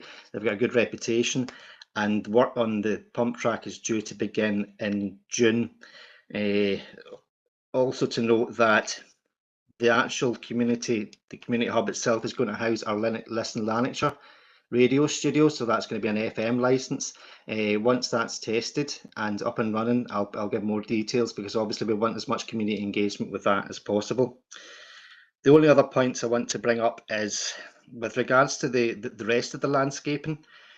When the original plans were out for the pump track, we've had to alter the positioning of the pump track and also the size, and that's mainly due down to the cost restrictions, because the original plans were put in place about 3 years ago. With the increases in the cost of everything at the moment, we've had to reduce the size of the pump track, not considerably, but we've actually changed the positioning of it as well. So it's given us a lot of free area, pretty much towards the kind of northwest area of the land, which is beside the road. So I'll be wanting to avoid putting any kind of woodland area there, but I'm potentially going to look for some funding that would fit in with our climate action plan, and thinking around some kind of accessible walkway with wildflowers. But again, once we get nearer the time, I've got some idea of funding. I want to come back to the community board and the local community to see if we can have some kind of consultation to see what would fit best. Whatever I do with it, I want to make sure it's accessible to everybody, because that'll fit in with the accessible play park we've got, and the community garden itself will be accessible as well. So once I've got more idea of what kind of funding we're looking at and who's providing that, I'll get back to the community board. Okay. I think that's all of my update. If anyone's got any questions for me with regards to GBT or the Spring Hill Hub, please feel free. Hi Mark, I was going to come in. I just want to apologise. I did notice that something had happened to the agenda and the GPT part wasn't there. So I was planning on coming to speak to you. So just so you know that. Thanks, Chair. MD, any questions? No? Thank you. And Robert, thanks for your message in the chat. So we'll move on to the standing agenda items, and we'll move on to the community coordinator, and I believe that's Stephen. Hi Chair, there's not really a great deal more. I gave some information earlier on, as you're aware, in terms of tackling poverty. Other than that, just by exception, the good news is there's been discussions going on for a while with Keepmoat up at Spring Hill Farm in terms of the council buying off the shelf. I know we discussed this at previous community boards, where I think the community had been advised that the council had been offered previously and that we had refused. And I think I made it quite clear on a number of occasions we had not been, because we wouldn't have refused. We would absolutely have bought. The market has changed quite considerably in the last 6 months. The interest rate, as you'll be aware, has rocketed, which has had a massive impact on people who have mortgages. And in that respect, the previously 6-7 months ago, there was an 18-month waiting list across most of the private developers across the whole of North Lanarkshire for a new house. So you walked in and seen a show home, then it's not a case of just, well, buy it just now, 6-8 weeks later after mortgages. It was an 18-month wait to get houses. That pretty much crashed 6 months ago for first-time buyers. And that has left a number of developers contacting the council to see if we would be interested, Keepmoat being one of them. So we have agreed, and Housing Committee approved last Thursday, that we would buy 22 properties from Keepmoat in phase 1 just now, and we can review that at a later date. Now, though I'm saying 22 in phase 1, it's probably going to be 10 or 12 first of all, because kits are starting to go up. We want to influence the second phase of that, the second 10 or 12 we'll buy, in terms of the space standards. The council space standards when we build houses are considerably bigger than the private sector build, but because these kits are up just now, we will buy what they have, and it becomes, we basically build houses with double bedrooms. So we build a 3-bedroom, it's a 3 double bedroom, it's a 6-person house. Most of the new build houses is a double bedroom and 2 single bedrooms, and even the 3rd bedroom at times is lucky if it's a bedroom. So if we buy a 3-bedroom house from them, which we will do, then in terms of how we allocate, it's not a 6-person house, it might be lucky if it's a 3-person or even a 4-person. So we also need to look at what our rent strategy is going to be.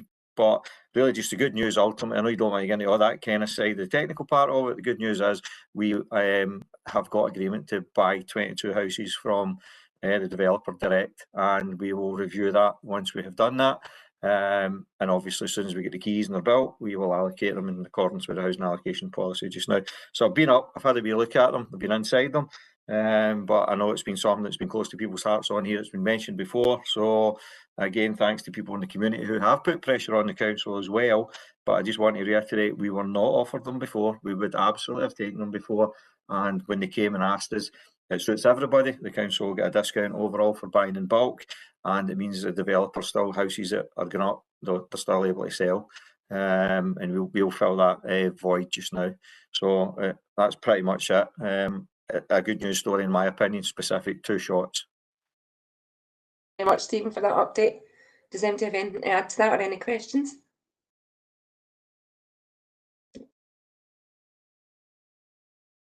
No? Okay.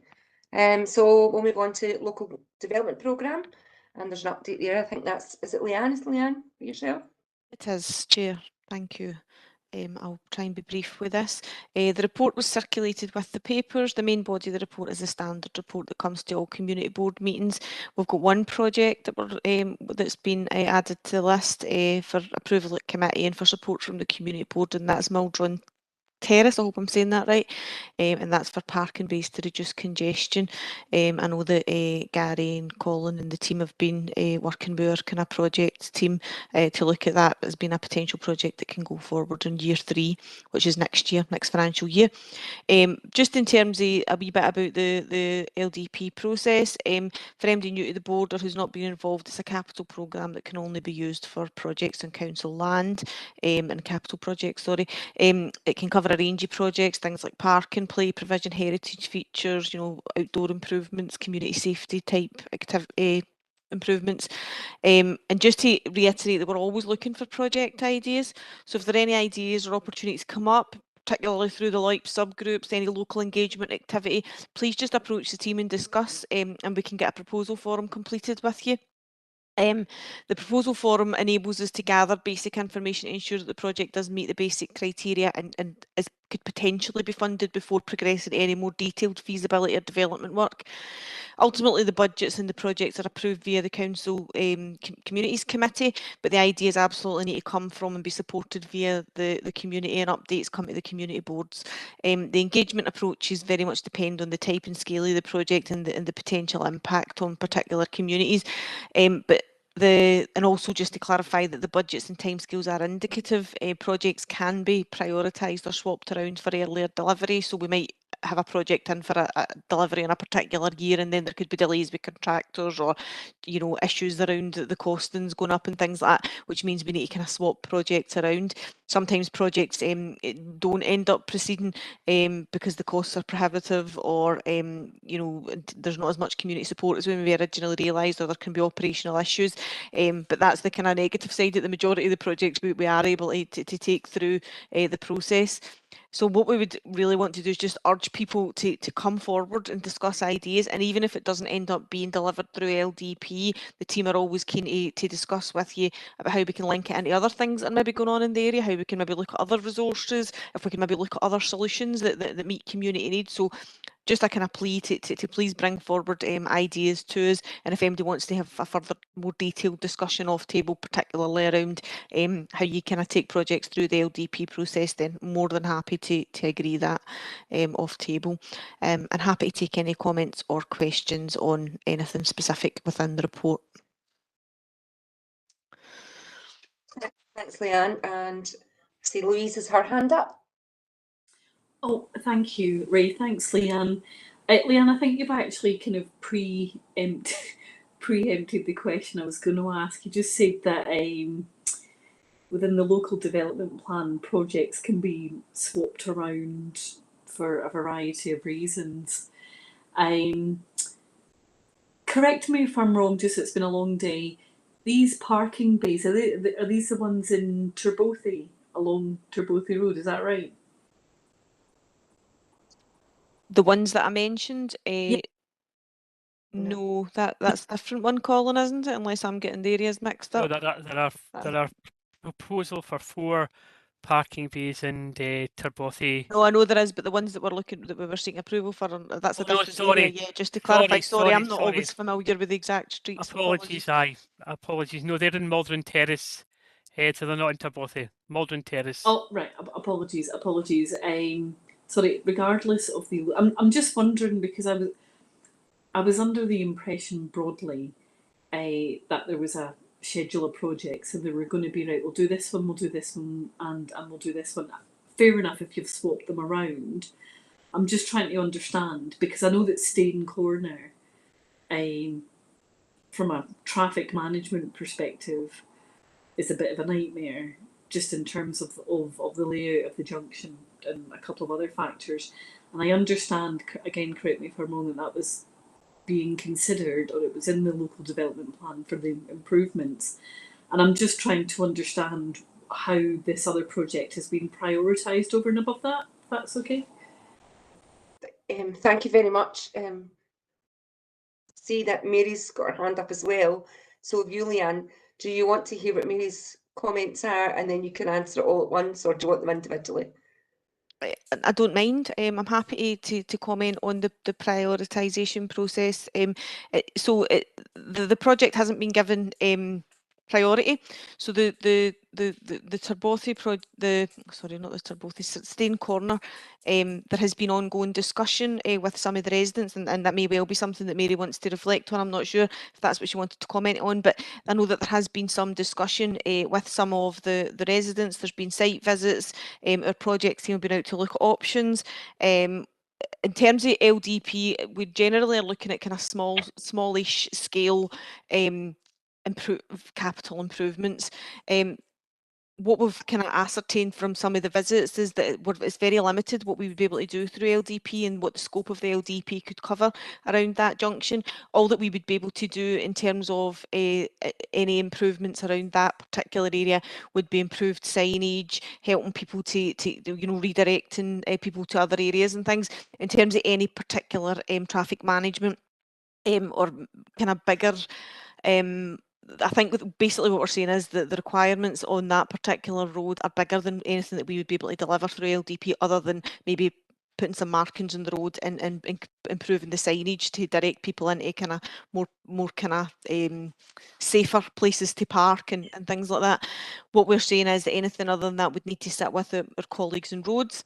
I understand that roads have already, we've got an update to say that roads have been out already doing some surveys of the traffic to look at, and roads wouldn't really take any action or make any decisions without first doing that survey. So they're out surveying the traffic. I think they were out last week, as far as I understand. I don't know if they're still there, but they've been out kind of surveying the traffic to look at some of the issues. And roads really base any decisions or any kind of prioritisation of work on road improvements on the findings of those surveys. So we've not yet received the findings of those surveys, but we will report that back to the community board in due course. And so basically what we're saying is it's not about prioritisation, it's just that sometimes a project might come up and we might look at it and in the face of it think, yeah, let's look at doing something there. But when we go out with our colleagues from the projects team or with our colleagues in roads, we just start to see there's maybe a project that's a bit bigger than LDP would have the scope to cover. Whereas putting in some parking bays where it's safe and easy enough to do so within budget and within the scope of the LDP is a relatively easy thing to do. Hence why sometimes you might see parking projects being delivered quite quickly. And the other thing, just quickly to mention, is the LDP budget does need to be within a year, we do need to spend the budget. We don't necessarily get to carry it over. We can carry projects over to the following year's budget, but we can't necessarily carry the budget over into the following year, if you know what I mean. So if a project's not likely to be delivered within a financial year because again, sometimes delays with contractors, sometimes the costs are higher than we think, and when we look at other funding and things like that, we would need to make a decision to say, right, well, we're not going to be able to deliver that project before the end of this financial year. We'll bring another project forward that we can deliver more quickly and easily. Okay, so does that mean that Staying Corner then is effectively off the local development plan? It's not. It's still on the list. If you see, it's still on the list because I think what we're saying is we are limited in terms of what we can do through LDP, and over the next wee while we'll continue to have those discussions within the community to see if that's something, if the options that have been put forward around road markings and better signage would be useful to local people. I think some of the feedback is that might have limited impact. If that's the agreement, it will probably come to a future community board meeting to agree to just take it off the list and have roads look at it. In the meantime, roads are looking at whether it's something that they can support in terms of a bigger, wider project that they might be able to deliver on. With no guarantees, because it depends on, they have to obviously prioritise based on their criteria and the surveys that they undertake. Okay, thank you, Mary. Regarding the tracks that are down the road monitoring, Councillor Leckie had somebody out for the roads department a few weeks ago, and I joined that, and we gave a list of roads that we felt needed looked at, and that I have to say that, and that sort of coincided with Gary and Colin coming out to discuss Staying Corner. So I think it's all sort of just came together that these areas have, you know, identified them in a list, and the tracks are now down.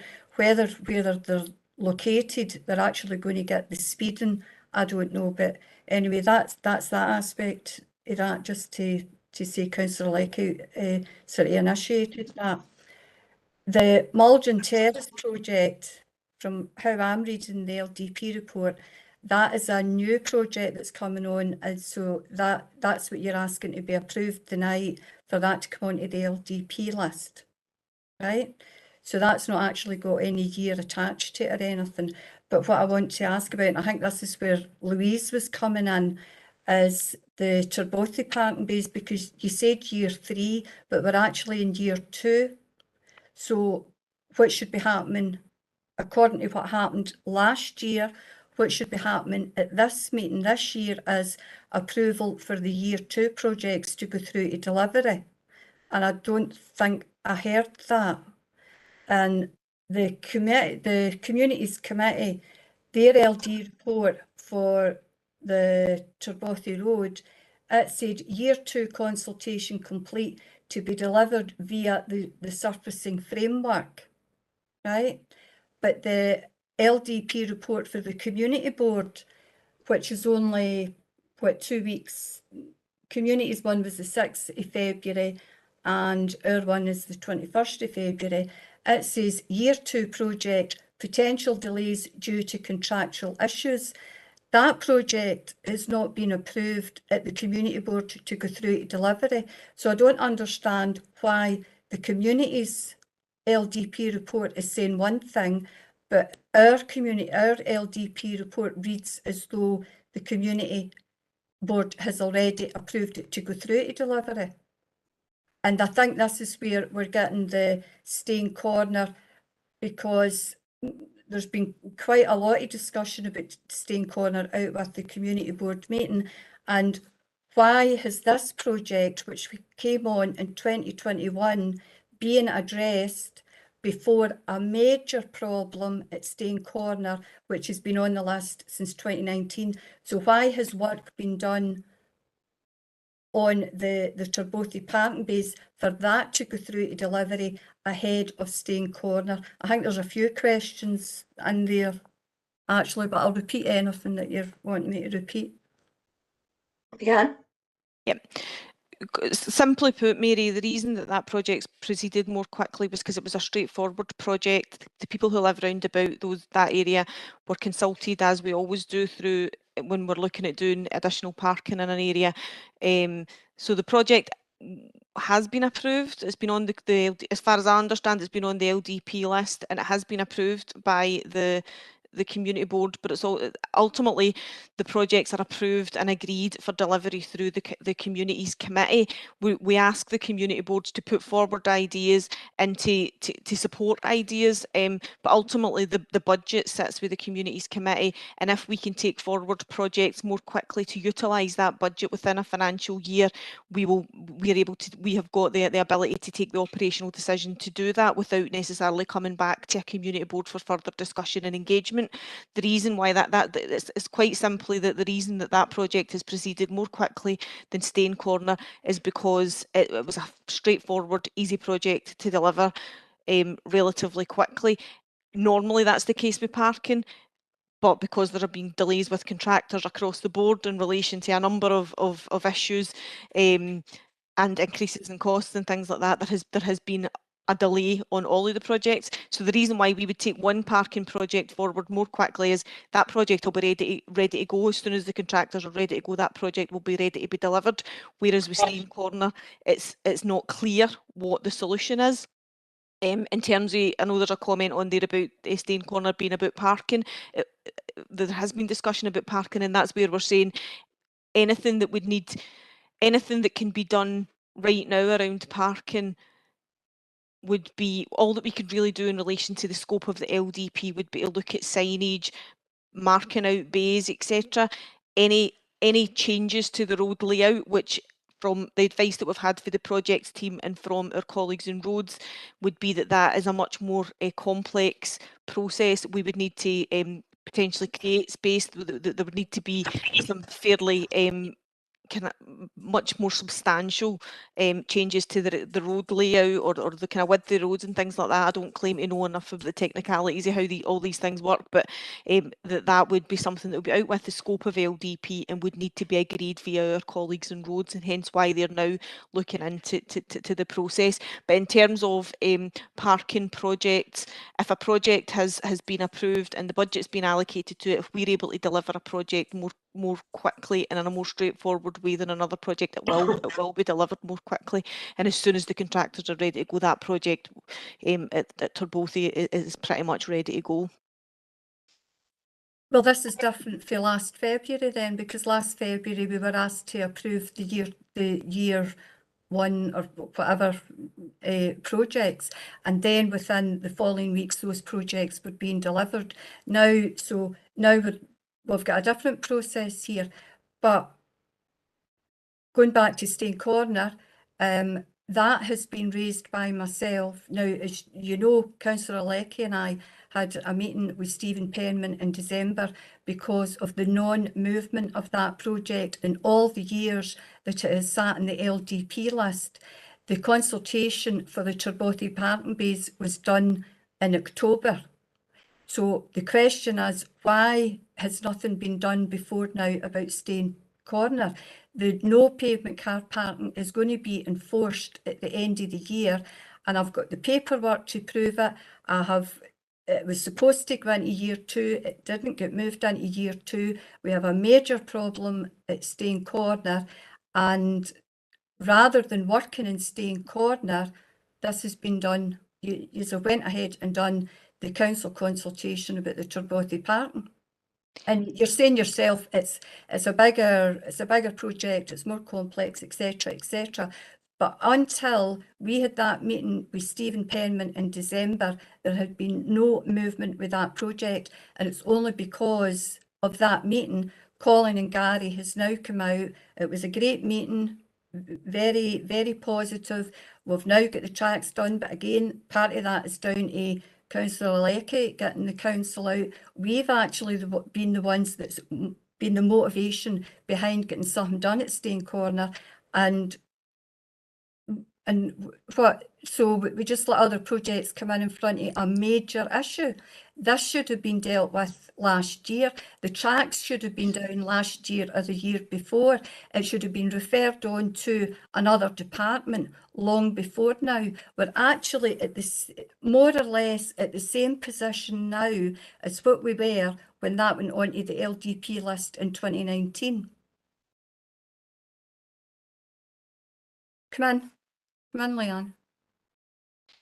Mary, just to respond, if you don't mind, Chair, apologies if I can come through you. I suppose, as far as I understood, there had been a few site visits to look at various locations. There had been a proposal put forward that highlighted a number of locations, and there had been a few visits from the project team to go out and have a look at those locations, and that there had been some feedback that those locations couldn't be progressed in relation to parking, and that it was a wider, more challenging issue, and that we did ask for if there were alternative sites or specific things that we could look at. So apologies if I've misunderstood that.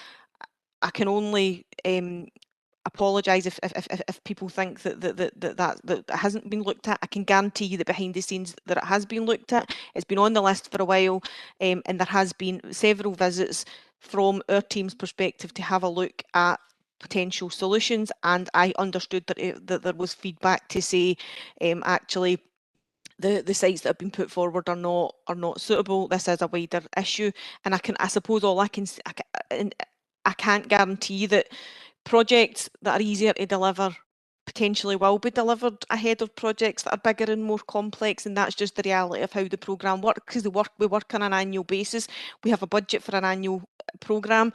We can't carry the budget forward, but we can carry the projects forward. So we want to be able to utilise the budget in the best way possible. So apologies if you think that it's not been taken forward, but I can absolutely say that I know that the team have been working on it behind the scenes and trying to look at options and been liaising with roads, and hopefully, all I can say is hopefully we will get some kind of a solution. In terms of LDP, I suppose we can't be any clearer that it's very limited what we can do in terms of additional parking, and it would really take a view probably from roads in terms of what could be done in that area. But we're happy if there is anything we can do through LDP around signage, around bays, I know it's not what people wanted originally, but we can certainly do that, and we're happy to work with and support our colleagues in roads to get a solution. Well, I would say the signage, etc., whatever needs to be done for this enforcement coming in must take priority over the Turbothi parking base. This board approved the Turbothi parking base to go on to the LDP list. Since then, feasibility's been done. Since then, consultation's been done. The board has not approved it to go through to delivery, such as the communities. The priority in this area, and I have said it, and but I actually feel, what's the point of coming to the board whenever I have been trying to fight this cause for years, and then we find out a smaller project has been worked on as opposed to the larger project. And I know about people having been out. I have been there. There have been 4 on-site visits, and I have been there. And Russell Todd was out, I think that would be 2021, and I asked, is there a report following up from that? No, there isn't a report as such. As far as I can ascertain, nothing has actively been done other than people coming out, looking at it, until Gary and Colin come out in January. And again, that's only because Councillor Leckie requested an urgent meeting about it, and he got the guys out for roads. So yeah, smaller projects will get delivered if that's what's worked on in front of larger projects. This is a problem that affects the whole of this area of Shotts. I live in Turbothi Road. I know the problems. I know that that's a worthwhile project for that to be turned into 4-car parking bays. But Stane Corner is a bigger problem that affects the whole. I mean, people for Shotts understand the geography that I'm talking about.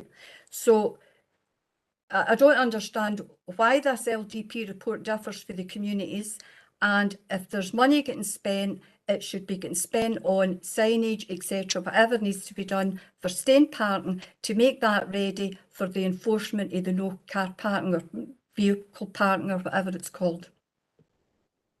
I can't in all consciousness say that's great, go ahead with this Turbothi parking, when I know the problem that exists the other side of that brae, and I have been trying to champion that for years. And Councillor Leckie, in fact, the Community Council started it, we've taken it up, and we feel that we've not been listened to until we had that meeting with Stephen Penman in December. The smaller project's been worked on, the larger, more difficult project put aside. Leslie? Mary, so are you suggesting that the parts of the Stein Corner that are feasible just now in terms of signage and things That should should go be ahead addressed. now while the larger issues continue to be addressed or looked at by roads? But we're waiting on a report coming back, and I don't understand this either. In the community's LDP report, it's saying, and this is the 6th of February, it's saying feasibility has shown limited scope for works in the area, recent site visit undertaken. And that's right enough, that was our understanding. But in our LDP report, it's saying feasibility, limited work, etc. New options being considered by local team in conjunction with residents. We're getting different information here. There's a report being done just now. I don't know if it's been completed or not, but if there is the potential for another area to be looked at, I think we need to wait in the report, because money needs to be spent on Stein Corner for whatever can be done, whatever limitations can be done for this no pavement car parking coming in. And other people for shots, you know, feel free to make comment if you disagree with me. You know, it's not, I know I'm the one that's pursues it with Councillor Leckie, but, you know. Okay. Colin, you've got your hand up. Sorry, can I just respond to Mary first, Ray? Yes, sorry, yes, if it's just, I just want to clarify the point about the reports. So we take the report to the Communities Committee. However, we have a live system that our projects team and our local teams input to in terms of updating. So what we try to bring to the Community Board is the most up-to-date position. So you can still refer back to the Communities Committee, but if the position has been updated since then, we will update that and bring it to the Community Board. So that's why it might be slightly different across the two reports. It shouldn't be massively different, but there might be a more updated position that comes to the Community Board because it's after the Communities Committee. And I was just going to give my absolute commitment that Colin and the team will absolutely work with you to get some of those that work done as early as possible. Whatever's agreed around the signage, the road markings, etc. If we can get that done ASAP, we absolutely will. As we've already outlined, that in terms of the parking projects, they're normally pretty straightforward and we can do them relatively quickly. If it's an easy enough project, obviously this is a more complex one, but in terms of road markings and signage and stuff, we can normally get them delivered really quickly. We do have some delays with contractors right now that are a bit of a challenge. So a lot of projects that would be delivered a lot more quickly are taking a wee bit longer. So we will get that work done as quickly as possible. But Mary, the other thing I just want to clarify with you is the report that you're referring to. So I've had a discussion with my head of service, Stephen Penman, around what the expectations of a report is. Are you talking about the report from the roads surveys? If I could just clarify what report that you're expecting to come out of this discussion, because that's the only and it wouldn't be a report, it would just be feedback from roads in terms of the outcome of those road surveys. Well, I think Colin can maybe answer that, because that's my understanding. We're waiting on a report from the on-site visit and whatever's going to come back from that. So there might be feedback that comes back from the on-site visit, and I'm sure Colin would be more than happy to draft a kind of email and outline, but having the discussions with colleagues that have been involved, I'm not sure what the expectation of a report is, but we can send like an email or a kind of brief overview of what was agreed at the site visit, if that's what you're meaning, and obviously there'll be feedback from roads. I just wanted to clarify that, so that we know what we're having to pull together for you. I'm just giving you the information that I've been given, that a report will be done following the on-site visit. I mean, I expected it to be feasibility some sort. I don't know, because we also showed a new site as well, which I think is maybe what you're referring to here. But Oh, The crux of it is this has been going on since 2019. A smaller development comes on in 2021 and it's getting priority over a major project that should have been dealt with. If this was going to, it looks as if, and we all agree and accept, looks as if this is going to have to go out with the LDP to Roads Department or whatever. That could have been done and should have been done a number of years ago. Didn't it? It's only happened since we've had these meetings in December going forward for then. And I don't understand why we've got a different process now. We've got the Trerbothy Parton Bays and it's saying potential delays due to contractual issues. That project has not been approved at the board to go through to delivery. It was approved to go onto the LDP list, but not through to delivery. Okay, Colin, you've had your hand up for some time. I hope you don't mind, but just in terms of equality and space for people to speak, would you like to come in, Colin? I was just going to say very quickly, I mean, Mary, I think you know from our meeting that Gary and I made a clear commitment, absolutely, you know, in relation to the car path that we've been talking about, folks, is Mance Road. It's probably very much underused. It's quite a big car park.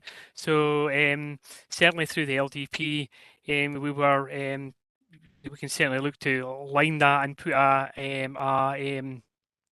information signage at the bottom of that, and also maybe to do some kind of maybe educational campaigning around to actually try and get people off that main road and up into Mance Road, which seems to be a problem. And I think I think even Mary, you had said yourself that might be a challenge because obviously people want to park fairly close to where they're going shopping or they live.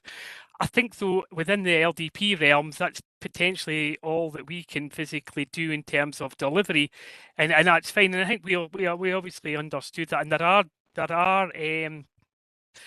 are other sites absolutely we looked at. Some of them we said aren't necessarily going to be relevant, and some were on private land.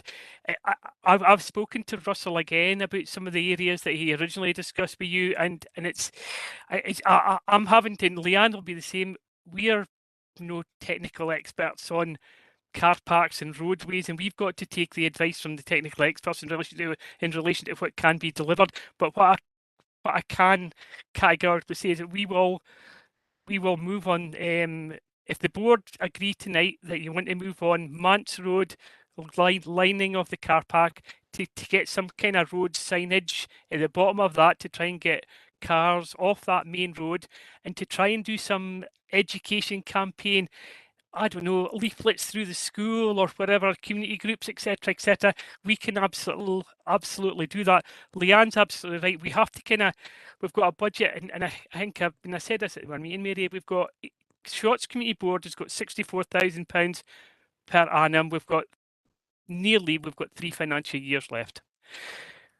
We could easily utilise £35,000 on a car park, which leaves no an awful lot, and it's trying to get that balance in terms of deliverability and opportunities, and we have to kind of manage that practicalities of that. But I think from that's completely understood, Colin, and I think we absolutely accept that. But there's got to be a commitment that before the Trerbothy Parton Bays are done, which come on in 2021, whatever can be done limited-wise within the LDP has got to be done at Stane Corner. And we can, I think if there is an issue and with all contractors at the moment, and Mark emphasised this earlier on with the Spring Hill project, contractors can get resources and equipment and stuff. So we're the same within the council, and Stephen within housing will reflect that as well. So we will try and get this moving as quickly as possible, because I was still, even from our conversation, I was still unsure as to whether there would be a community buy-in to this, and whether actually putting lines in the car park at Mance Road was going to be effective. But if we're kind of saying, well, out of the two evils, it's probably better than nothing at this moment in time. Absolutely agree with you, Colin, and I think there will be a difficulty actually trying to get people to change their behaviour to use the car park. But see if it's there and it's done, it can't be said that it's No, not that we've done. not done anything. Absolutely, Mary. That's where Absolute- I'm coming from. And At least totally. it can be said, but we've got a commitment here, and I'm not going to say it again about the way this is written in the LDP report. Well, I have just said, but you know, there's a commitment here to Turbothy. If money is going to be spent, it can't go on Turbothy, Parton Bays and Stane Corner. Or can it? I don't know. So, sorry, if I could just, Mary, Aye. you absolutely have commitment from me, you know, to prioritise the work that we can do around the project for Stane Corner, and we will prioritise getting that done as quickly as we possibly can. But the other project has also been approved in principle. The feasibility work has been done around that, so that project will be delivered as quickly as possible also, and it's not necessarily a competition between the two. The work that we can deliver on both of those projects, Not a and we will. competition, Leanne, it's fairness. No, I know it's fairness, but what I'm saying is we will deliver both of those projects to the best of our ability, and I'm telling you that we will absolutely prioritise getting that work done ASAP. As soon as it's within our control to get done around the bays and the signage, I think that's as far as I understand, that's a relatively straightforward thing to do. And if we're agreeing that that's to be done, I will get that prioritised and get that. I can't give you an exact time because I'll need to go back and speak to the project team, but we'll absolutely get that delivered as soon as possible. But we will also be proceeding with that other project. They can both be delivered. But the wider work needs to sit with roads because they need to take a view and take a decision about whether that's something that they can do and can resource. Nobody's disputing that, but I think there needs to be a wee bit of education on what you're actually doing with LDP reports, because this differs from the meeting that we had last February, where Ross put it forward, the work that was going to be getting done for that year. So this differs. That report is reading as though the board has already approved it through to delivery. The board can't approve it through to delivery before the Communities Committee. So the only thing the board are asked to do is to approve a project in principle. Do they support a project going forward? The team would then work on the feasibility, do the local engagement around for parking. They wouldn't do all engagement, but they would do some engagement around parking with the residents round about.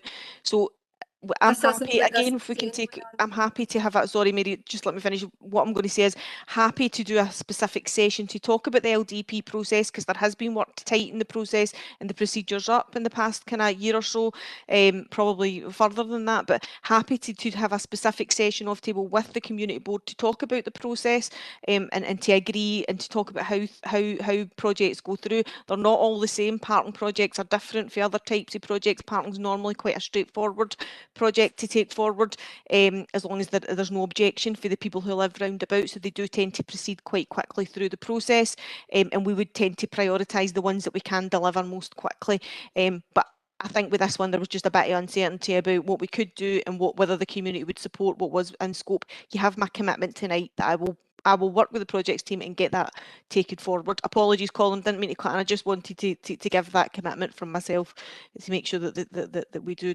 proceed with that.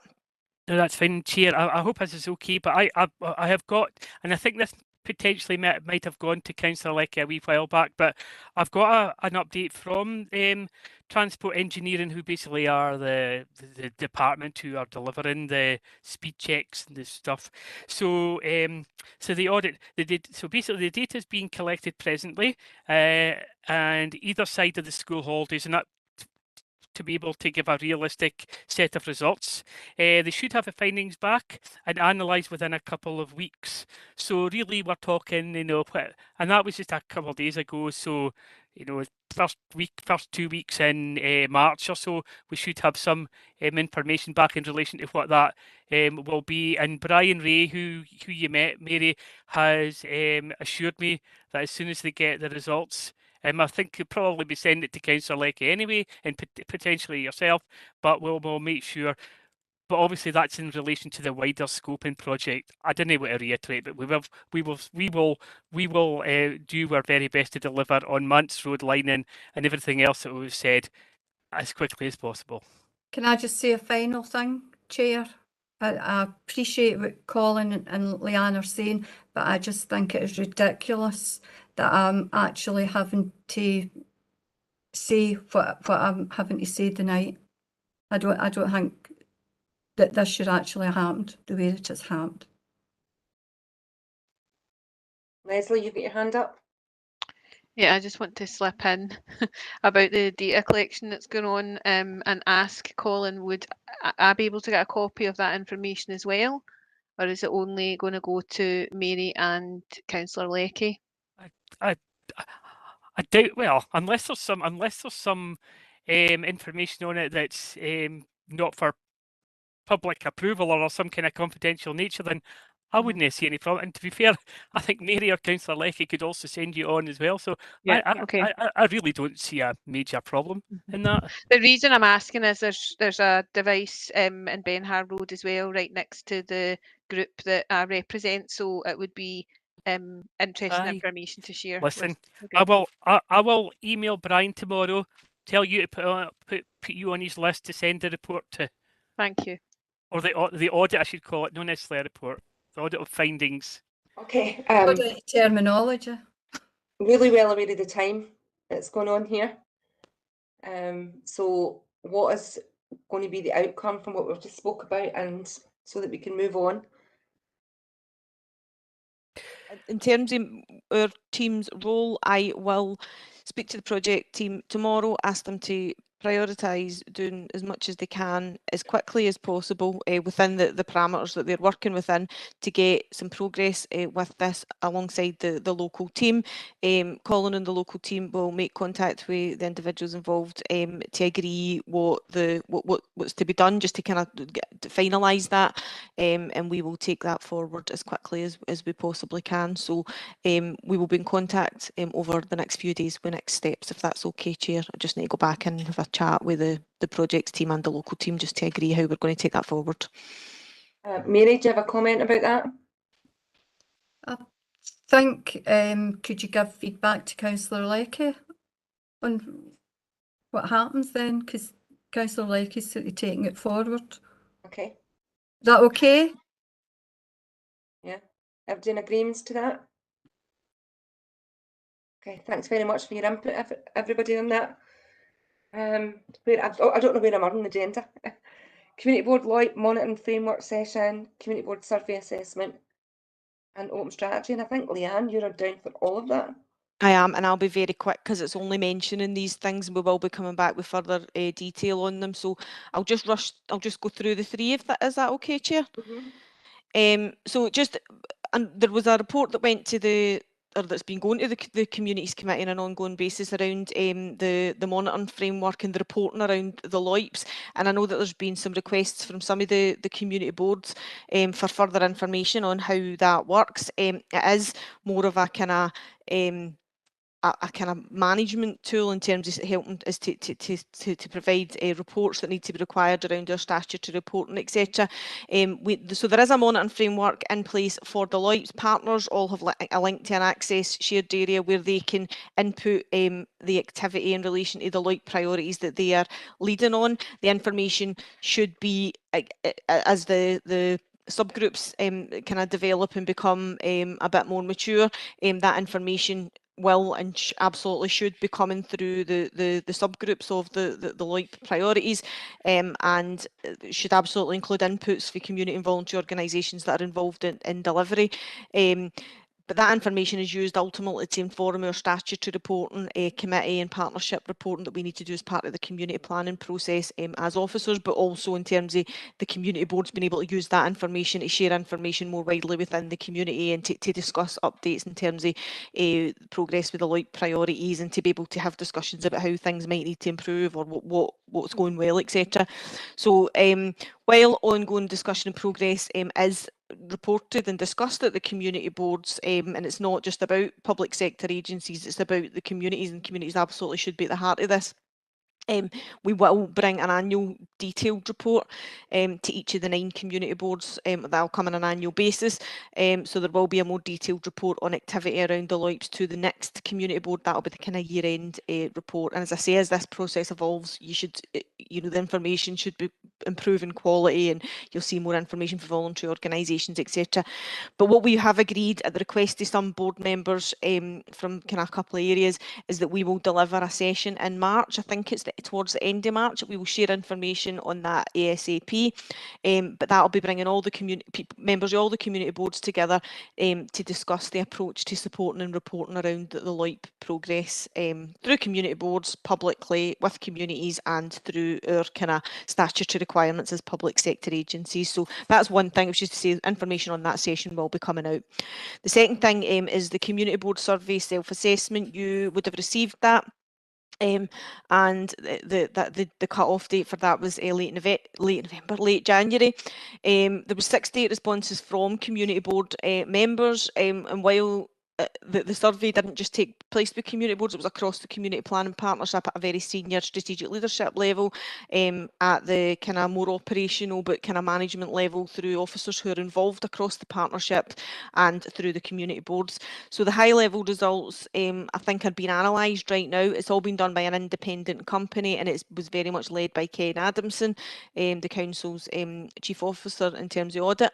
The further more detailed findings are being analysed, and the key message and relevant points for each area and each community board where we can pull that out will be available after March, so should come to the next community board meeting, but we'll certainly share anything that we receive before the meeting. And finally, just a point about the work that's ongoing around the open space strategy. So the council is starting to develop the open space strategy. This will set out the strategic framework of North Lanarkshire's policies and proposals for the development, maintenance and use of open spaces and green networks.